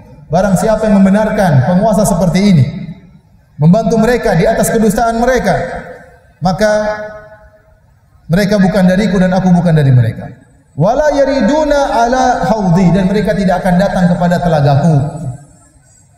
Wa man lam yusaddiqhum bikadzibihim wa lam yu'inhum ala dzulmihim fa ulaika minni wa ana minhum wa sayaridu ala haudhi. Dan barang siapa yang tidak membenarkan mereka dan tidak menolong mereka dalam kezaliman mereka, maka mereka akan datang ke telagaku. Jadi kita harus bersikap yang adil. Kalau ada penguasa yang salah, kita nasihati dengan cara yang baik. Rasulullah SAW sampai menyuruh kita untuk menasihati mereka. Kata Nabi SAW, ad-dinun nasihat, agama adalah nasihat. Liman, kepada siapa Rasulullah? Lillahi wali kitabihi wali rasulihi. Untuk menasihati Allah, Rasulnya dan ke Al-Quran. Wali aimatil muslimin, dan nasihat kepada para pemimpin, wa amatihim, dan nasihat kepada orang awam. Di sini Nabi membedakan antara nasihat kepada pemimpin dengan nasihat kepada orang awam. Caranya berbeda, tidak sama. Caranya berbeda. Adapun menasihati pemimpin kemudian dijelek-jelekan di podium-podium, saya rasa tidak sesuai dengan sunnah Nabi sallallahu alaihi wasallam. Seorang berusaha berjalan di atas sunnah Nabi sallallahu alaihi wasallam. Sebagian orang terlalu suudzon kepada sebagian penguasa. Dia tidak menasihati terlebih dahulu. Betapa banyak orang yang kita datangi dan kita bicara langsung, dia mau menerima nasihat. Tapi kalau kita sudah maki-maki terlebih dahulu, baru kita datangi, ya agak susah. Antum saja kalau dimaki-maki kemudian datangi, antum susah terima. Apalagi seorang memiliki kekuasaan. Oleh karenanya, para hadirin hadirat yang dirahmati Allah Subhanahu wa taala, kita bersikap adil ya, terhadap penguasa. Kalau penguasa bersalah, kita nasihati dengan cara yang baik dan tidak boleh kita dukung kesalahan mereka. Tidak boleh kita dukung kesalahan mereka. Baik. Para hadirin dan hadirat yang dirahmati oleh Allah Subhanahu wa taala, di antara hal kata para ulama yang membuat seorang bisa minum dari telaga Nabi sallallahu alaihi wasallam adalah menjaga wudu, menjaga wudu. Karena Nabi sallallahu alaihi wasallam mengenal umatnya yang datang ke telaga Nabi dengan hurran muhajjalina min atharil wudu. Ada cahaya yang keluar dari wajah mereka, dari tangan mereka, dari kaki mereka karena bekas wudu. Maka seorang berusaha untuk sering apa? Berwudu. Sehingga dikenal oleh Nabi sallallahu alaihi wasallam, sehingga dia tidak tertolak, dia akan menuju ke telaga Nabi sallallahu alaihi wasallam. Baik. Hadirin dan hadirat yang dirahmati oleh Allah Subhanahu wa taala. Ada beberapa masalah atau faedah yang bisa kita ambil dari hadis ini tentang telaga Nabi sallallahu alaihi wasallam. Dua masalah penting sebelum kita buka tanya jawab. Yang pertama, hadis tentang telaga Nabi sallallahu alaihi wasallam menunjukkan Nabi sallallahu alaihi wasallam tidak tahu hal gaib, apalagi setelah meninggalnya Nabi sallallahu alaihi wasallam. Tadi dalam hadis-hadis Rasulullah sallallahu alaihi wasallam mengatakan akan dinampakkan sebagian orang di hadapanku, kemudian diusir dari telagaku. Maka aku berkata, ya Allah, itu adalah sahabat-sahabatku. Kata Allah Subhanahu wa taala, innaka la tadri ma ahdatsu ba'dak. Sungguhnya kau tidak tahu apa yang mereka ada-adakan setelah kau meninggal. Yang mereka ada-adakan setelah kau meninggal. Innahum qad baddalu wa ghayyaru. Sungguhnya mereka telah merubah dan mengganti-ganti ajaran. Di sini Allah mengatakan Nabi tidak tahu apa yang mereka lakukan. Kenapa? Nabi SAW sudah meninggal dunia. Nabi tidak tahu ternyata sebagian mereka melakukan perubahan. Makanya Nabi mengingkari, kenapa mereka diusir? Kata Nabi, saya kenal mereka ya Allah. Kenapa diusir? Kata Allah, kau tidak tahu apa yang mereka lakukan perubahan setelah kau meninggal dunia. Dan ini membantah keyakinan sebagian orang yang terlalu berlebih-lebihan kepada Nabi SAW, yang menyatakan Nabi masih mengetahui kondisi umatnya sekarang ini. Ini tidak benar. Sebagian mereka berkata tentang Nabi SAW bahwasanya Nabi hayyud darain. Nabi masih hidup di alam barzakh maupun di dunia ini masih hidup. Sebagian mereka bahkan ceramah merasa Nabi sedang hadir dalam ceramah mereka. Sampai mereka menampakkan mata seakan-akan melihat Nabi jalan. Ini berlebihan. Kalau Nabi hadir jalan-jalan, menghadiri acara ini, berarti Nabi tahu kondisi umatnya. Iya tidak? Ini Allah mengatakan, innaka la tadri ma ahdatsu ba'dak. Kau tidak tahu apa yang mereka lakukan. Bahkan sebagian mereka mengatakan aliman bi ahwali ummatihi mutasarrifan fi syu'uniha. Kata mereka Nabi tahu kondisi umatnya setelah meninggal dunia. Dan Nabi ikut ngatur urusan umatnya. Ini tidak benar, ini dusta. Kita mencintai Nabi SAW. Kita tahu bagaimana pengorbanan Nabi. Bahkan di hari kiamat Nabi menunggu kita di telaga untuk menanti umatnya. Syadidun alaihi ma'anittum, kata Allah, Nabi merasa berat apa yang memberatkan umatnya. Kalau umatnya susah, Nabi ikut susah. Karena begitu sayangnya kepada kaum mukminin. Bil mu'mini raufur rahim. Kata Allah, Nabi sangat sayang kepada kaum mukminin. Namun tidak boleh kita berlebihan kepada Nabi SAW sampai mengangkat dia pada derajat yang berlebihan. Bagaimana dikatakan aliman bi ahwali ummati? Nabi tahu kondisi umatnya sekarang meskipun sudah meninggal. Dari mana Nabi tahu? Artinya Nabi tahu kita sedang pengajian, Nabi tahu kita sedang bertemu dengan istri, Nabi tahu kita sedang makan-makan. Dari mana dalilnya? Gak logis. Nabi sudah meninggal. Nabi masih hidup saja Nabi tidak tahu, apalagi sudah meninggal dunia. Betapa banyak dalam hadis Rasulullah SAW, ya, suruh sahabat cek di rumahnya ada makanan atau tidak. Ada seorang datang kepada Nabi bertamu, ingin dijamu oleh Nabi. Nabi suruh sahabat, coba cek ke rumah istri saya. Sahabat datang ke rumah istrinya, ya, wahai apakah ada istri Nabi, apakah ada makanan? Kata istrinya, sampaikan kepada suamiku, tidak ada makanan kecuali cuma air putih. Kata Nabi, coba cek ke istri keduaku. Datang istri kedua. Coba cek istri ketigaku, keempat, kelima, sampai 9 istri nggak ada yang punya makanan. Kalau Nabi tahu hal gaib, Nabi bilang sudah nggak usah cek, saya tahu nggak ada makanan. Ya atau tidak? Waktu Aisyah radhiyallahu taala anha kalungnya hilang. Semalam suntuk Nabi suruh sahabat untuk cari kalung tersebut. Dalam Sahih Al-Bukhari. Cari kalung Nabi, cari kalung Aisyah. Ada Abu Bakar, ada Umar, ada Utsman, ada Ali, nyari nggak ada yang ketemu. Nabi cari juga nggak dapat. Kalung istrinya hilang, Nabi tidak tahu di mana. Sampai hanya tiba waktu sholat subuh, orang-orang pada gelisah, lapor kepada Abu Bakar. Wahai Abu Bakar, gara-gara kita disuruh nyari kalung putrimu Aisyah, sekarang sudah tiba sholat subuh, kami tidak bisa berwudu, tidak ada air. Maka Allah turunkan ayat untuk membolehkan apa? Tayamum. Ternyata tayamum itu muncul gara-gara kalungnya Aisyah apa? Hilang. Kapan ketemunya? Tatkala pagi hari. Ternyata waktu tidak ketemu lagi kalungnya, Nabi suruh pergi, ternyata kalungnya didudukin sama onta. Makanya nggak kelihatan. Cari sana sini nggak ketemu. Ontanya pun tidak lapor sama Nabi SAW kalau ada kalung di bawah. Jadi kalung istrinya hilang, Nabi tidak tahu di mana. Jangankan itu, waktu hadisatul ifk, tatkala Aisyah dituduh berzina, sebulan penuh Nabi bingung, ini istrinya berzina atau tidak. Orang-orang munafik sudah berbicara di kota Madinah bahwasanya Aisyah berzina dengan seorang sahabat. Ternyata setelah itu Allah turunkan ayat membela Aisyah. Kalau Allah tidak kasih tahu sama Nabi, Nabi tidak tahu. Nabi tidak tahu. Nabi tidak tahu ilmu gaib sampai-sampai waktu diundang makan oleh wanita Yahudiyah dalam perang Khaybar, dikasih kambing yang beracun, Nabi tidak tahu Nabi makan. Ternyata ada racunnya. Setelah itu Nabi sudah terlanjur makan, baru kambingnya yang sudah dimasak tadi berbicara, ini masmumah, saya beracun.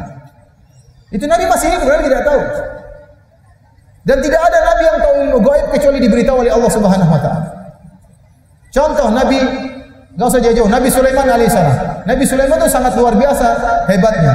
Sampai anak buahnya jin, bukan jin baik-baik saja, jin ifrit juga anak buahnya Sulaiman alaihissalam.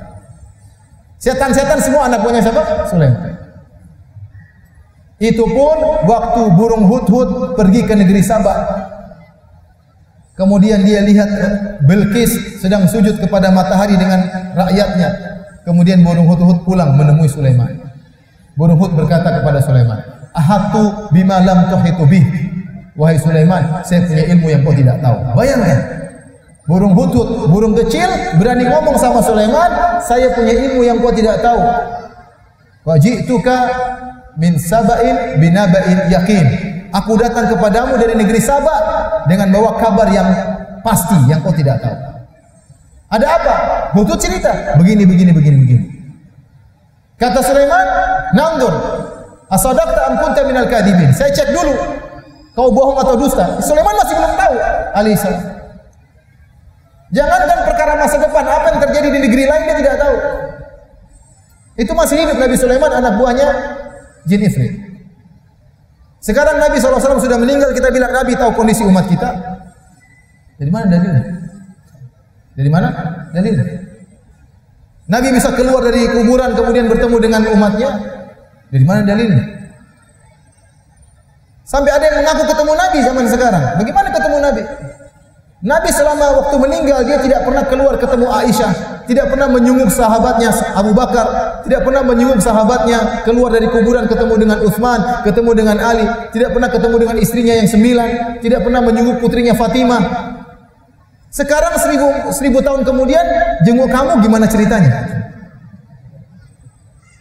Anak istrinya tidak dia jenguk, sekarang keluar dari kuburan ketemu dengan kamu, ini enggak benar. Jadi ini dalil karena sebagian orang menyangka Nabi sekarang masih hidup dan tahu kondisi kita. Kita lagi ngapain Nabi tahu? Tidak boleh. Bukti dalil yang sangat kuat. Allah berkata kepada Nabi, "Innaka la tadri ma ahdatsu ba'da." Kau tidak tahu apa yang mereka lakukan setelah engkau meninggal wahai Rasulullah. Kau tidak tahu. Innahum qad ghayyaru wa baddalu. Mereka telah merubah dan telah mengganti. Oleh karenanya Allah di hari kiamat kelak bertanya kepada Nabi Isa, "Ya Isa, wahai Isa, a anta qulta lin-nasi ittakhiduni wa ummi ilahaini min dunillah?" Wahai Nabi Isa, apakah kau pernah menyuruh kepada umatmu dengan berkata, wahai umatku, jadikanlah aku dan ibundaku sebagai Tuhan selain Allah. Sehingga Trinitas. Dalam Allah menyampaikan begitu. Apa kau pernah menyampaikan kepada umatmu? Kata Nabi Isa, tidak pernah. Kata Nabi Isa, wa kuntu syahidan alaihim ma dumtu fihim. Falamma tawaffaitani kuntu antar raqiba alaihim. Kata Nabi Isa, ya Allah, waktu saya masih hidup saya tahu apa yang mereka lakukan. Setelah kau angkat saya tidak tahu apa yang mereka lakukan. Artinya di zaman Nabi Isa dia belum dituhankan. Waktu dia masih hidup, waktu belum diangkat ke atas langit. Kata Nabi Isa, waktu saya masih hidup bersama mereka, saya menjadi saksi apa yang mereka lakukan. Tetapi tatkala kau angkat saya, engkau yang mengetahui apa yang mereka lakukan. Itu Nabi Isa pun tidak tahu apa yang terjadi dilakukan oleh umatnya setelah dia diangkat oleh Allah Subhanahu wa taala. Maka hati-hati ikhwan, para hadirin hadirat, kita cinta kepada Nabi lebih daripada orang tua kita, lebih daripada anak-anak kita. Kita senantiasa berselawat kepada Nabi sallallahu alaihi wasallam, tapi tidak boleh berlebih-lebihan. Ya. Berlebih-lebihan kepada Nabi sallallahu alaihi wasallam sehingga memberi dia derajat yang tidak sepantasnya, ya. Baik. Ini satu perkara. Perkara yang lain, hati-hati dengan pemahaman yang disebut dengan Rafidhah. Pemahaman ini alhamdulillah sudah dinyatakan oleh MUI bahwasanya dia pemahaman yang tidak benar, menyimpang, yang mengkafirkan para sahabat, mengkafirkan Abu Bakar dan Umar dan Utsman dan Ali dan Utsman, Ali tidak. Mengkafirkan istri Nabi SAW, mengatakan Aisyah sebagai pezina. Ini pemahaman yang sangat berbahaya. Dan semoga ya, tidak beredar di negeri kita. Karena pemahaman ini bukannya sekedar pemahaman akidah, tapi juga masuk dalam bidang politik. Tidak adalah pemahaman ini masuk di negara manapun kecuali ada bau politik. Dan asalnya muncul pemahaman ini juga karena politik di zaman para sahabat. Ya, karena politik. Bukan hanya sekedar pemahaman agama saja. Beda dengan Ahmadiyah. Kalau Ahmadiyah itu pemahaman yang menyimpang, menganggap ada nabi setelah Nabi sallallahu alaihi wasallam, tetapi itu hanya sekedar agama. Dia tidak berbicara tentang kekuasaan. Tidak bicara dengan masalah politik. Tapi kalau Rafidhah Syiah dia akan masuk dalam masalah politik. Hati-hati. Mereka mengkafirkan para sahabat. Di antara dalilnya mereka mengkafirkan para sahabat, kata mereka dalilnya hadis-hadis tentang ini. Di mana Nabi mengatakan, diperlihatkan kepadaku sahabatku, kemudian Allah katakan mereka telah bermurtad. Ini dalil bahwasanya para sahabat murtad, kata mereka. Kata mereka semua sahabat murtad kecuali tinggal 4 orang. Yang lainnya semua murtad. Dalilnya adalah hadis ini. Bagaimana kita bantah mereka? Bantahannya dari beberapa sisi. Yang pertama, hadis ini tentang hadis telaga Nabi, di mana ada sebagian sahabat yang murtad. Pertama kita katakan, hadis-hadis para sahabat yang meriwayatkan hadis-hadis ini kalian kafirkan. Saya katakan tadi hadis-hadis tentang telaga, hadisnya mutawatir atau tidak? Mutawatir. Dan yang riwayatkan sahabat. Nah, sahabat-sahabat yang meriwayatkan hadis ini semuanya dikafirkan oleh orang-orang Syiah. Nah, kalau kalian mengkafirkan para sahabat yang meriwayatkan hadis ini, kenapa kalian ambil riwayatnya? Paham? Kalian mengkafirkan mereka, tapi kalian ambil riwayat para sahabat untuk mengkafirkan para sahabat. Nah, kalau kalian sudah kafirkan mereka, ngapain ngambil riwayat mereka? Ini yang pertama. Yang kedua, dalam riwayat-riwayat, saya kumpulkan riwayat-riwayatnya, datang dalam berbagai riwayat. Saya bacakan. Pertama kata Nabi, rijalun mimman sahabani. Datang beberapa lelaki yang pernah bersahabat denganku, kemudian diusir. Dalam riwayat yang lain, ar-rahtu. Datang rahtun min ashabi. Kata Nabi, saya datanglah roh dalam bahasa Arab itu jumlah orang dari 3 sampai 7, ada yang 3 sampai 10, intinya kurang dari 10. Ada sebagian dari sahabatku, rohtu. Memang hadis ini sahih, tapi disebutkan dalam bentuk sedikit ar-rahtu. Dalam sebagian riwayat Usayhibi. Ini dijelaskan oleh Ibnu Hajar, dijelaskan oleh para ulama. Usayhabi itu dalam bahasa Arab adalah kalimat tasghir yang menunjukkan jumlah sedikit. Ya. Jadi, ya, dalam riwayat ta'ifatun minkum, sekelompok dari kalian datang kemudian terusir. Jadi kalau kita perhatikan lafal-lafal yang diusir dari telaga Nabi yang dikenal oleh Nabi tidak banyak, sedikit. Oleh karenanya para ulama mengatakan mereka itulah orang-orang Arab Badui yang murtad setelah Nabi meninggal dunia di zaman Abu Bakar. Mereka masuk Islam belakangan. Kemudian mereka bayar zakat di zaman Nabi. Begitu Nabi SAW meninggal di zaman Abu Bakar, mereka disuruh bayar zakat, tidak mau. Kata mereka, yang kita disuruh bayar zakat kalau Nabi masih hidup. Kemudian di antara mereka murtad sehingga diperangi oleh Abu Bakar. Dan jumlah mereka tidak banyak, sedikit. Maka kita katakan datang hadis-hadis yang menunjukkan sebagian sahabat murtad, itu sahabat maksudnya bukan seluruh sahabat, tapi sebagian kecil. Ya, sebagian kecil yang pernah bersahabat dengan Nabi.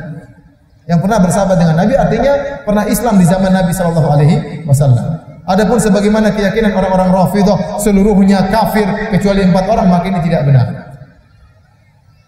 Di antara dalil kita membantah mereka telah kita sebutkan tadi, bahwasanya orang-orang yang pertama kali minum dari telaga adalah orang-orang fakir dari kaum Muhajirin.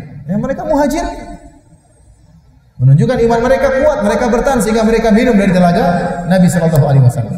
Apalagi terlalu banyak hadis-hadis yang menunjukkan para sahabat masuk surga. Contoh, Rasulullah sallallahu alaihi wasallam bersabda tentang orang-orang yang membaiat Nabi di bawah sajadah Ridwan.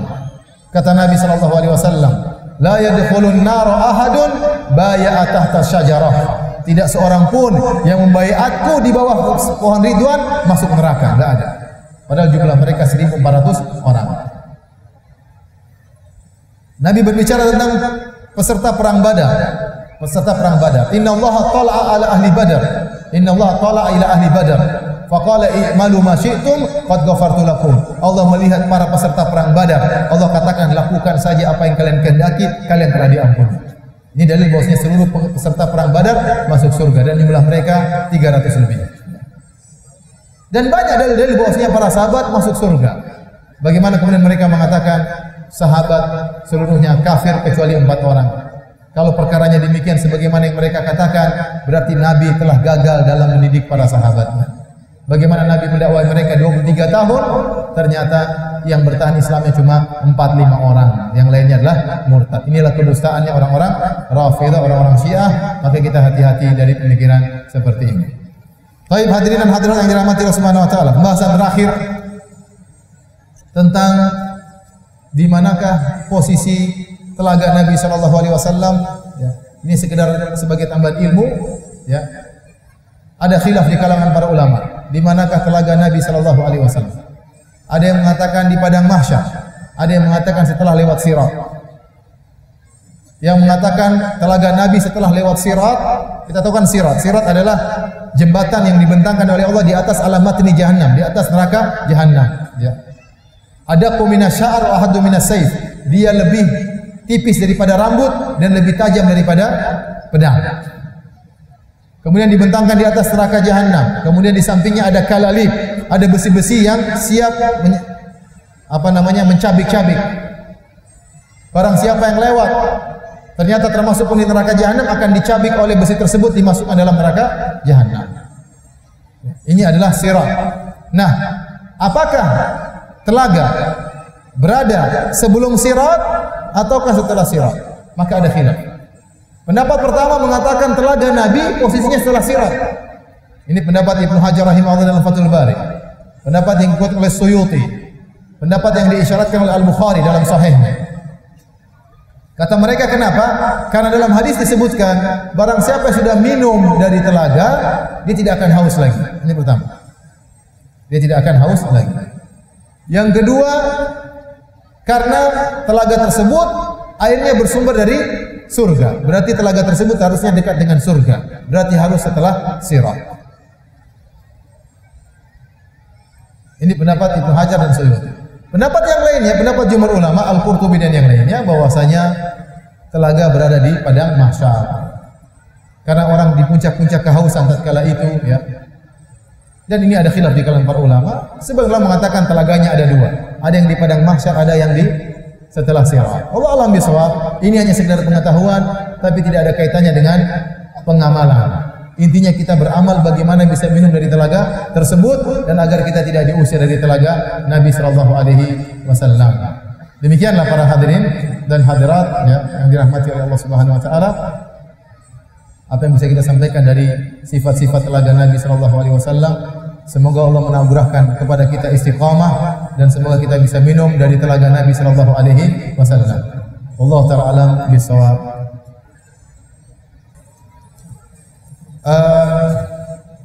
Kita masuk pada sesi berikutnya ya. Masih ada waktu ya. Tanya jawab ya.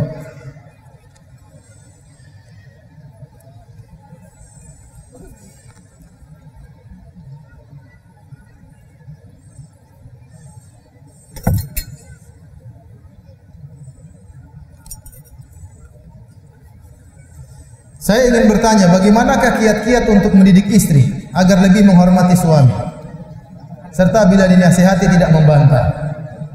Ini susah memang ya.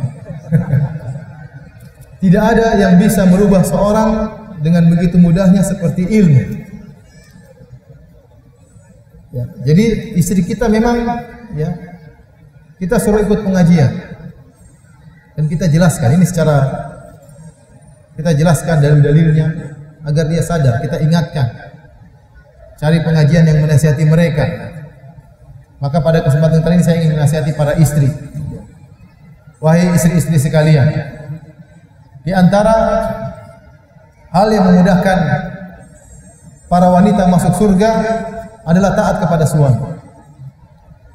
Makanya Nabi SAW bersabda, "Idza shallatil mar'atu khamsaha," kalau wanita salat 5 waktu, wa shamat syahraha, kemudian dia puasa di bulan Ramadan, wa hafizat farjaha, dan dia menjaga kemaluannya, tidak selingkuh, wa ata'at ba'laha, dan dia taat kepada suaminya. Qila laha, dikatakan kepadanya, udkhulil jannata min ayyi babin syi'ti, masuklah engkau ke dalam surga dari pintu mana saja yang kau kehendaki.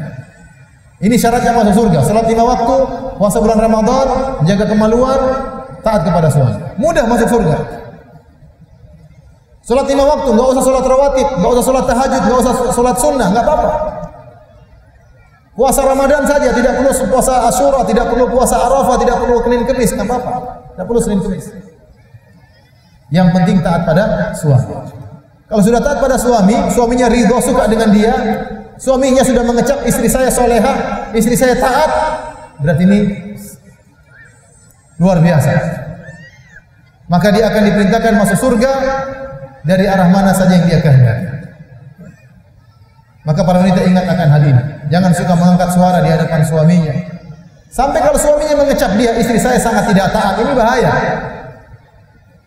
Oleh karenanya Nabi SAW menyebutkan di antara dosa besar adalah mengingkari kebaikan suami. Tatkala Nabi SAW sedang khutbah Id, kemudian Nabi maju ke barisan para wanita. Nabi nasihati mereka secara khusus. Kata Nabi SAW, "Ya ma'syaran nisa tasaddaqna, fa inna kunna aktsara hatabi jahannam." Wahai para wanita, banyaklah bersedekah karena kalian banyak masuk neraka jahanam. 5 ya Rasulullah. Ada yang bertanya, kenapa ya Rasulullah? Kata Rasulullah SAW, "Di anna kunna takfurnal ashir," karena kalian suka ingkar terhadap kebaikan suami. Jadi antara bentuk pengingkaran, membangkang, lupa dengan kebaikan suami. Kalau wanita ingat pengorbanan suami, harusnya dia taat kepada suami. Dia tahu letihnya suami. Tapi kalau dia tidak menganggap kebaikan suami, bagaimana dia mau taat? Bagaimana dia mau taat? Oleh karena Nabi menamakan ketidaktaatan kepada suami, melupakan kebaikan suami dengan al-kufur. Nabi namakan dengan kufur, kekufuran, kufur kecil. Ini menunjukkan itu adalah dosa besar dan ini penyebab seorang wanita masuk dalam neraka jahanam, lupa dengan kebaikan suami. Maka saya ingatkan para wanita, ya, sungguhnya suami Anda adalah surga Anda atau neraka Anda. Ya, kata Nabi SAW, "Undhuri aina anti minhu," wahai sang wanita, lihatlah bagaimana kedudukanmu di hati suamimu. Fa innahu naruki au jannatuki. Sungguhnya suamiku adalah nerakamu atau surgamu. Ya. Maka ibu-ibu yang hadir dalam pengajian ini, semoga menjadi ibu-ibu yang salehah. Sungguh seorang laki sangat bahagia tatkala suami istrinya sangat salehah. Benar kata Nabi SAW, "Wa khairu mata'id dunya al-mar'atu salehah." Sebaik-baik ya kenikmatan dunia adalah apa? Istri yang salehah. Kalau saya boleh bilang, seburuk-buruk perkara di dunia adalah istri yang kurang ajar. Kalau istri kurang ajar, suka membantah, suka bentak-bentak suami, tidak pernah berterima kasih, tidak pernah bersyukur, ini neraka jahanam yang disegerakan. Benar, tersiksa seorang hidup di rumahnya ketemu istrinya diomelin terus. maka ciptakanlah kehidupan bahagia. Kita pun lelaki tentunya harus sangat baik kepada istri. Ingatlah bahwasanya orang yang paling utama kita baiki di antaranya adalah istri kita. Kalau ingin menjadi laki terbaik adalah menjadi yang terbaik bagi istri. Nabi SAW mengatakan khairukum li ahlihi. Sebaik-baiknya adalah yang terbaik bagi istrinya. Sebagian orang kalau sama orang lain sangat baik, ketemu temannya ketawa ketiwi, ngobrol sana sini, ketemu istrinya tidak pernah ngobrol, sibuk dengan WhatsApp-nya sendiri, ketawa ketiwi sendiri, bukan ketawa ketiwi sama istrinya. Di rumah ngobrol sama istrinya dilihat HP. HP-nya ada 20 grup, ketawa ketiwi di situ. Ting-tang ting-tong lihat terus HP-nya. Grupnya kebanyakan. Grup poligami 1, grup poligami 2. Kasihan istrinya. Nabi ngobrol sama istrinya sebelum tidur. Maka dua-duanya harus perbaiki diri. Saya ulangi, saya ingatkan kepada Pak Sutri, pasangan suami istri. Kalau timbul masalah keluarga, jangan pernah menimpakan seluruh kesalahan kepada pasangan kita, jangan pernah. Jadikanlah kita bagian daripada problematika. Jadikanlah kita bagian dari permasalahan. Ini timbul permasalahan, bukan total salah istri saya, mungkin saya juga salah. Saya kurang perhatian sehingga istri saya jadi perhatian tempat lain. Saya mungkin kurang kasih hadiah sehingga istri saya kemudian marah-marah terus. Coba kalau Anda punya duit belikan emas, mungkin dia nggak marah-marah. Bulan ini belikan gelang, bulan depan belikan anting kanan, bulan depan anting yang kiri. Insya Allah dia tidak suka marah-marah. Sebulan sekali ajak traktir makan, insya Allah dia tidak. Mungkin kita juga yang salah. Maka kita harus introspeksi diri, baik wanita maupun apa? Lelaki.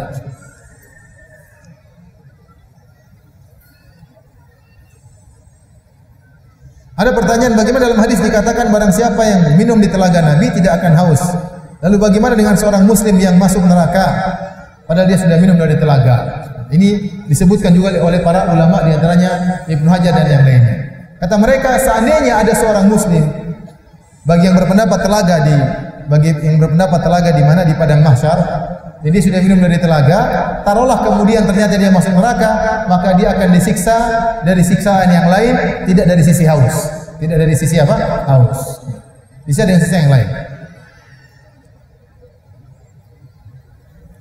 Bolehkah kita menikah lagi tanpa istri mengetahui? Ini nanya atau ingin didukung?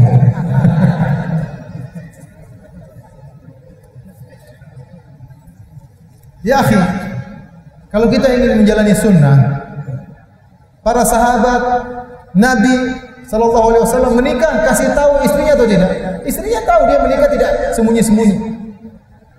Sebagian ikhwan mereka menikah sembunyi-sembunyi. Istrinya nggak tahu sampai bertahun-tahun. Ini tidak sesuai dengan sunnah. Sunnahnya Nabi dan sunnahnya para sahabat. Dan ini ada mudaratnya. Kalau kita nikah diam-diam istri tidak tahu, banyak mudaratnya. Pertama mudaratnya, kita sering bohong. Kemana mas isi pengajian di sana? Isi pengajian padahal ketemu istri kedua. Lagi berdagang padahal bohong. Jadi banyak hidup dalam kebohongan. Ini kemudaratan yang pertama. Kita sering bohong. Yang kedua, kalau kita meninggal dunia akan terjadi keributan. Harta kita diperebutkan.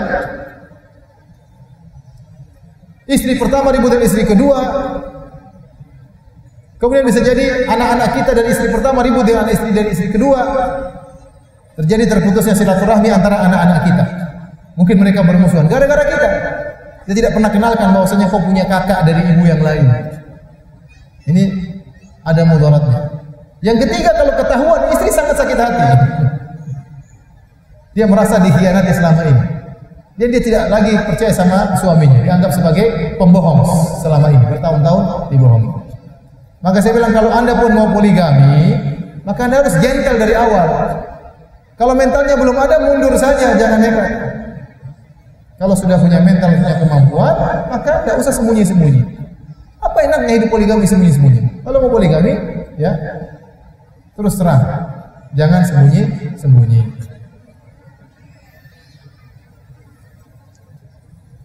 Ustadz, apakah orang yang sudah minum dari telaga Nabi dijamin masuk surga? Maka ini berdasarkan khilaf yang muncul.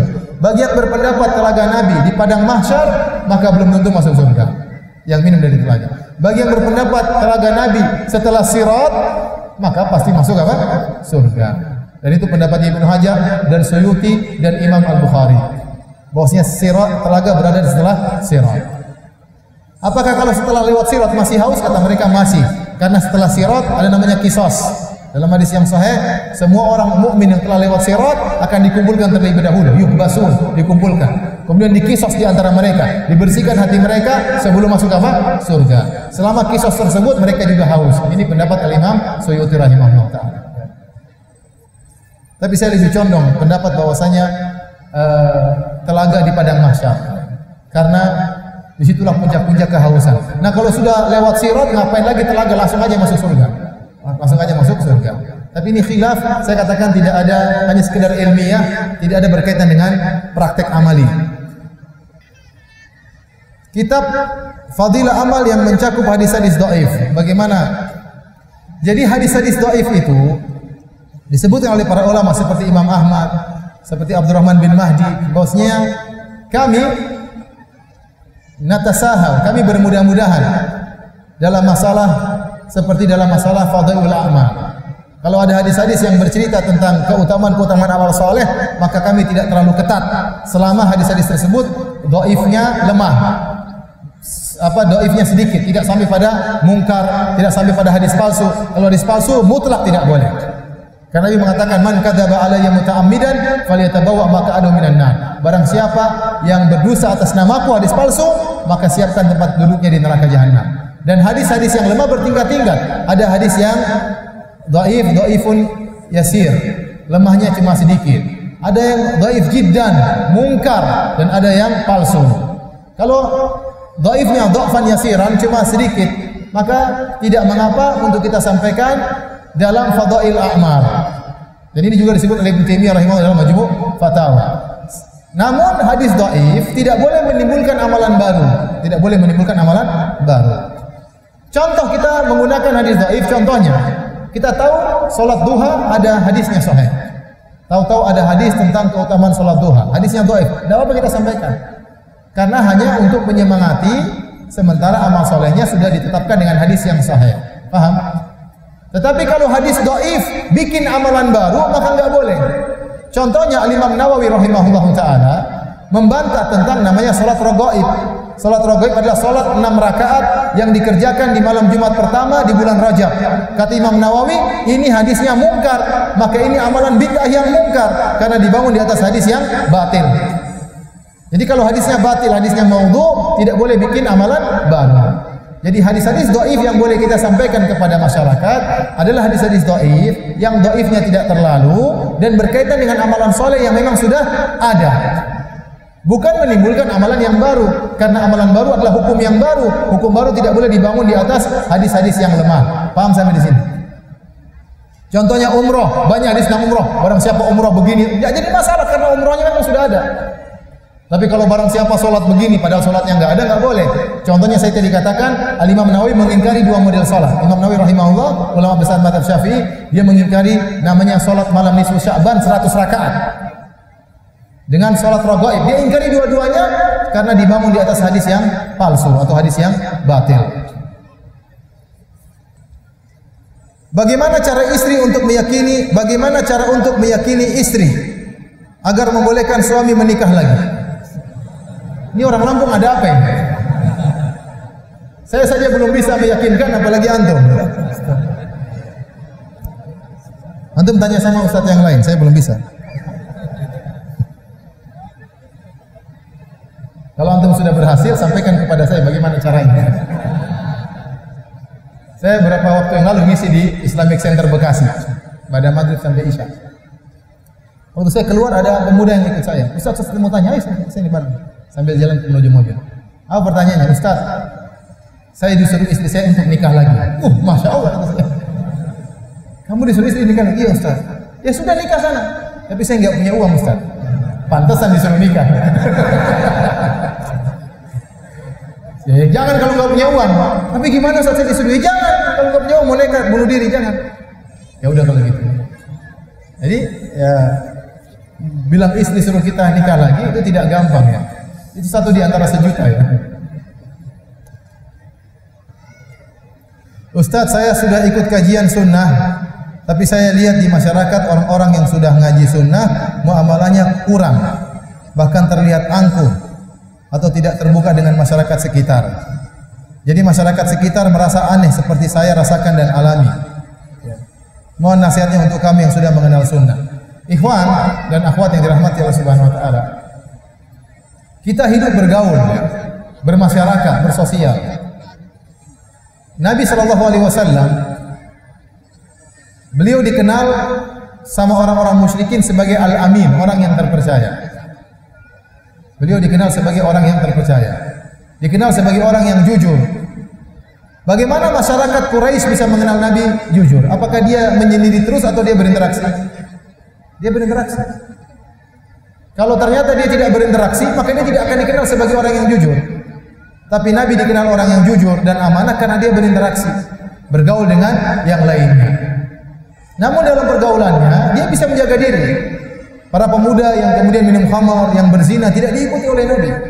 Tapi Nabi tetap bergaul dengan mereka dan mereka mengenal Nabi sallallahu alaihi wasallam. Sehingga dia dikenal sebagai orang yang amanah. Maka saya katakan kita pun demikian, kita bergaul dengan masyarakat. Kita tunjukkan bahwasanya sunnah Nabi adalah rahmat. Sunnah Nabi adalah indah. Orang kalau ngaji semakin tidak sombong. Orang kalau ngaji semakin sayang kepada istri.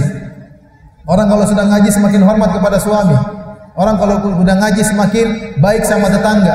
Orang kalau sudah ngaji semakin berbakti kepada orang tua. Itu baru ngaji yang benar. Seperti itu.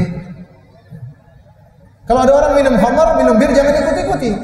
Tapi kalau kita lewat depan dia, kita tegur, ngobrol sama dia, nggak jadi masalah.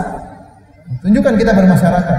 Ada kerja bakti, kita ikut. Kalau ada acara maksiat, jangan ikut. Lagi dangdutan, jangan ikut dangdutan.